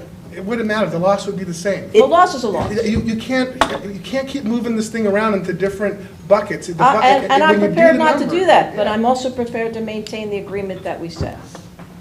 So I'm prepared to support what we had originally decided. Okay. Well, I guess the point of this here today was to have another discussion about it at the workshop, so we could have this, air this out and hear everybody's ideas. So, Yes, so tonight it's on the agenda, so from I'm there going we'll to see. ask that it be tabled tonight. You know why? And I'll tell you why. I'm going to be asked to be tabled tonight because we have a missing school board member that had none of this conversation, participation. So we have, Well, we can have a that person discussion has not tonight. had any of this conversation. So how do you make an informed decision when you've had none of this conversation? We're not going to make that decision now, we're only talking at the decision we made tonight. I'd entertain that. I said tonight. Yeah, if that board member feels like you do, then, It's not feels, they didn't have this conversation. but that doesn't matter, I mean, we don't know. It doesn't matter. It doesn't matter if you don't know or We anything don't about what know- we just talked about? Because we're going to have another discussion tonight. This is a workshop. We can Okay. have this conversation again tonight if we need to, right? We're going to have more conversation. All right, so be prepared. So if that board member agrees that they feel that they needed to be part of this discussion here today, then we'll have the discussion about the pulling it, so. And I'm not even sure how it got on to consent. That was a question that I had. It's Do you actually, remember? it is actually an error. It is when I take ownership to that. It will, I'll ask for changes, that it be put into action where it belongs. Yeah, and I agree to that, put it in Yeah, action, it's that's where it supposed should to be in action. Yeah. That was just a clarification. Okay. Yes, it Yes, was a that clerical error. that was a question I had. And we when I did not saw it. want to make that change without making it public, that there was an error. It should not have been in consent, it should be in action. Okay. Yes. Gotcha. And I will state that tonight. Okay. All right, well, I don't have any more to add for right now. Does anybody else have anything they'd like to add? Okay. No, I'm good. All right. Thank you. So. Thank you. Now we're moving on to board member requests. Are there any board member requests? And I just want to yes, I say have- right before we start that Ms. Hunt did make it known at the beginning of the meeting that she would have to leave around 4:15 in order to be back for the 6 o'clock meeting. So I just want to make that known, that she wasn't just leaving in the middle of the conversation, but she did address that at the beginning of the meeting. Yep. I have a request. Can we, at some point, get an update on what is happening with the county and the funding of our programs? Whether that is just an update from you, or do we need to have a joint meeting? What? Because there are some significant dollars there that I don't believe that we're prepared to absorb. And so I just feel like we haven't had a conversation about this. I'd really like for us to Is that the have legacy, a conversation. the legacy projects you're talking Yes. about? If appropriate, Chair, I'll just make a comment now. Yes, please do. So myself, Ms. Warmack, and Mr. Deasing did meet with individuals from the county. The date escapes me. The meeting was just a conversation. Obviously no decisions made. The crux of the conversation was around identifying dollars that are available to the school district, to the county, to the communities through grants potentially, of how do we utilize all dollars available to us in order to ensure that the programs that the county supports remain affordable. We did have a conversation around the half-cent sales tax, providing some clarity onto the changes that were made to allow for the half-cent sales tax to address some safety measures, but that those changes does not and do not allow for us to pay for personnel out of that. And so we talked about just dollars that are available to us. It really was just a conversation and a commitment from staff to staff that we would continue to work together and always be looking to identify funds and ways that the commitment that has been made can continue to be affordable. Okay, because historically, there's been some misinformation floating around. Historically, we've had SROs in our schools, Yes. I think since... As long as I know. No, I'm talking about back in the 90s, and they were fully funded by the county. And so there seems to be, some folks have forgotten that, and that over the years, that funding responsibility has shifted, whereas this should be a community effort. This should not just fall on the school district. So I just want us to have a conversation. I understand that they're looking at all of these programs. I get that. But that is a shared responsibility to keep our students safe. I feel very strongly about that. And initially, everybody seems to forget, the county fully funded the SRO program, 100% for many years. So this notion that this is a new thing, it's not new. It's just not new. The team that met did understand that it was not new. It was a commitment that has been made for a number of years. That it's been a commitment that has been made by this community for a number of years. But it really was mainly about funding structures. You know, what funds are available to us? How do we utilize those funds for our portion that we pay into it? What additional funds are available to us through half-cent sales tax? What could that be utilized for? What can it not be utilized for? And then a commitment to continue to come together and look at what the shared commitment is and how we continue to afford it. And in regards to the Carver and the Teen Center, I'm pretty sure I know the answer to this, but just for clarification, confirmation. Those buildings, even though we're in an interlocal agreement in regards to the operation of those buildings, who owns those buildings? One each. Yeah. We own the youth center. Yeah. The county owns the Carver Center. So if they're not willing to In our conversation, It's not there come was up. never, our conversation never included anything that implied in the conversation that we had that they were not still committed to those projects. Okay. But it really was, we're looking at our budget, we're looking at all the things that we pay for within our budget that are not our sole responsibility, our statutory responsibility.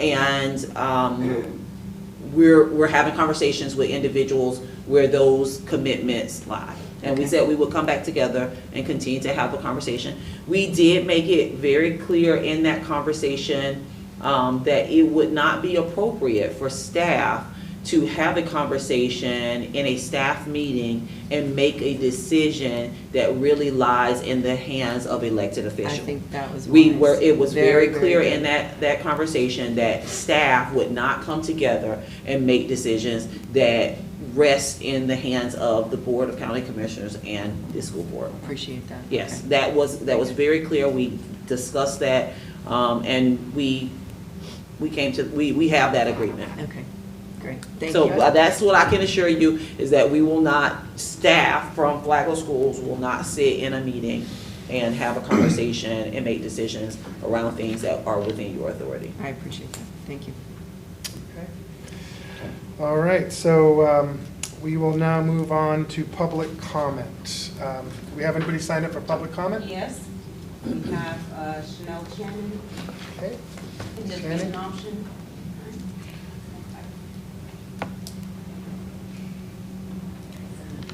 Okay. By the way, I have a membership at the Bucket Club. And I do it just to make sure I'm putting some money in there, and I don't even really use it. And, but I do know how it's structured, and I do know one thing that's underused, and that's the tennis courts. So just so you know. Pickleball. Those pickleball players are, they don't have enough nets. So there's a shed right near the tennis courts that if you put just a couple of nets in there, and they knew that they could come as memberships and put out a net, you would get a whole bunch of pickleball players. Yeah, there are set up for pickleball. A couple of them are. Well, that might need to get the word out, because I want to tell you, they line up at whatever little nets they have, and they line up, and they wait, and they play with each other, and they line up, so, and it's just underutilized. Those courts are empty. But other than that, just so you know, in response to what you were saying about the end of the meeting, the reason it doesn't work is it's a time management issue. People can't plan on getting off work and then going to the meeting and waiting for the end of the meeting. And so, whereas if they could go and they can plan on, okay, I'm gonna get off work, I'm gonna go talk, then I can go home and cook dinner and put the kids to sleep, you know, type thing. Or the teacher might say, okay, I can go there, you know, and right after work and talk, and then go back, grade, you know, have dinner and then grade papers. It's all about time management that way as far as speaking. It's also about freedom of assembly, getting back to the First Amendment issue. And that is when people say, oh, you know, we need to talk about this subject, let's say it's bullying or whatever. Let's get together and talk about this subject. Well, if you're gonna set a time, the question is, what time is the end of the meeting? Well, you can't set that time of the end of the meeting. No, there's no time that's the end of the meeting. So there's no way to have that assembly time. But you can say, hey, let's talk, you know, public comment is at the beginning of the meeting. People can then assemble. Not only that, but you guys are tired. You guys have been here since at least 1 o'clock in the evening. People know you're tired by the end of the meeting. And not only that, but I have a unique vantage point being out in the galley. People, they're intimidated by you. I want to tell you they are. And they don't want to talk to me at all. But then if they've been sitting there, at the end of the meeting, they're like, I don't want to talk, forget it. And that's a good excuse, and they leave. So just so you know, it just doesn't work at the end of the meeting. Thank you. Thank you for your comments. Thank you. All right, Ms. Judy.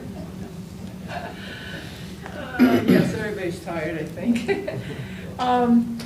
Couple things. I do pay for my membership, and it goes through November, so you'll have to refund it. It goes sooner. That's one. The other thing is, I think you tape these meetings, so you could go back and look at the meeting where everything was voted on to hear what was said. Because I believe the gentleman that was sitting next to Mr. Walker over here had the dates right, as I heard him. And you would be disappointing and reneging to the community by changing something that was voted on. And at that meeting, I believe it was Leanne Pennington, who's a county commissioner maybe, who spoke very eloquently about how newly elected people, the constituents elected us to speak for them at the meeting or something like that, and she talked very eloquently there. And I think that's what possibly influenced Ms. Chung's vote to hold it off for another year. As I remember the meeting, you know, I'm old, you know, I may not have it 100% right, but, and that's what the decision was made. And I remember her saying that it would be revisited if the numbers didn't do well, that then the December 31st would be the cutoff date. And with that is one of the reasons I paid for a whole year at a time. And the thing is that the place is wonderful. I understand some of your points. I appreciate some of your points. And I hope, I'll be back tonight, of course, because you can't moan and groan unless you're willing to show your face and speak. That's how I see things. And so you'll be stuck with me tonight again. But please try to reconsider that. I understand you try to do the best things for the kids. I see it as the place was left to the community, and it's community matters also. I want the best for the kids. I don't even have a child, never have had a child, but I have learned a lot of things from these school board meetings about all of this. I supervised the juvenile detention center with my career, so I'm used to working with kids. I'm good with kids, and I appreciate everything that all the schools and people like yourselves do for kids. So, but I'm also selfish in that I want for the community and people like myself a place to go. So I'm hoping, got my fingers crossed, that we're being heard. Thank you. Thank you. Thank you for your comments. Ms. Terry? Terry Maga? Speaking on Belvedere. One thing that wasn't added was the fact that what was the value of the pool to the school children that are on the swim team. That's one that I'd like to know a question on that. Secondly, why can't you go, you know, to the city council and talk to the city? Maybe we could get some help from the city that, to help generate, because we're growing leaps and bounds. The population is, people are moving in like crazy. And the other thing is, you're talking about voting on this and closing the pool. You got to breach a contract there too. If you vote on it tonight and you say, I'm closing, the insurance companies, that's a breach with them. What about the people that have the memberships? And that's all I got to say. There's one more thing. I think there's other avenues that you could look at, to help and keep this open for the people. That's it. Thank you. Thank you for your comments. That's it for public comment? Okay, then we will go ahead and close out public comment, and we'll go to closing comments. So, I'll save it for tonight. okay. I'm good. Okay. I'm good. All right. I'm good as well. Thank you all for being here, and we'll see you tonight. Meeting is adjourned.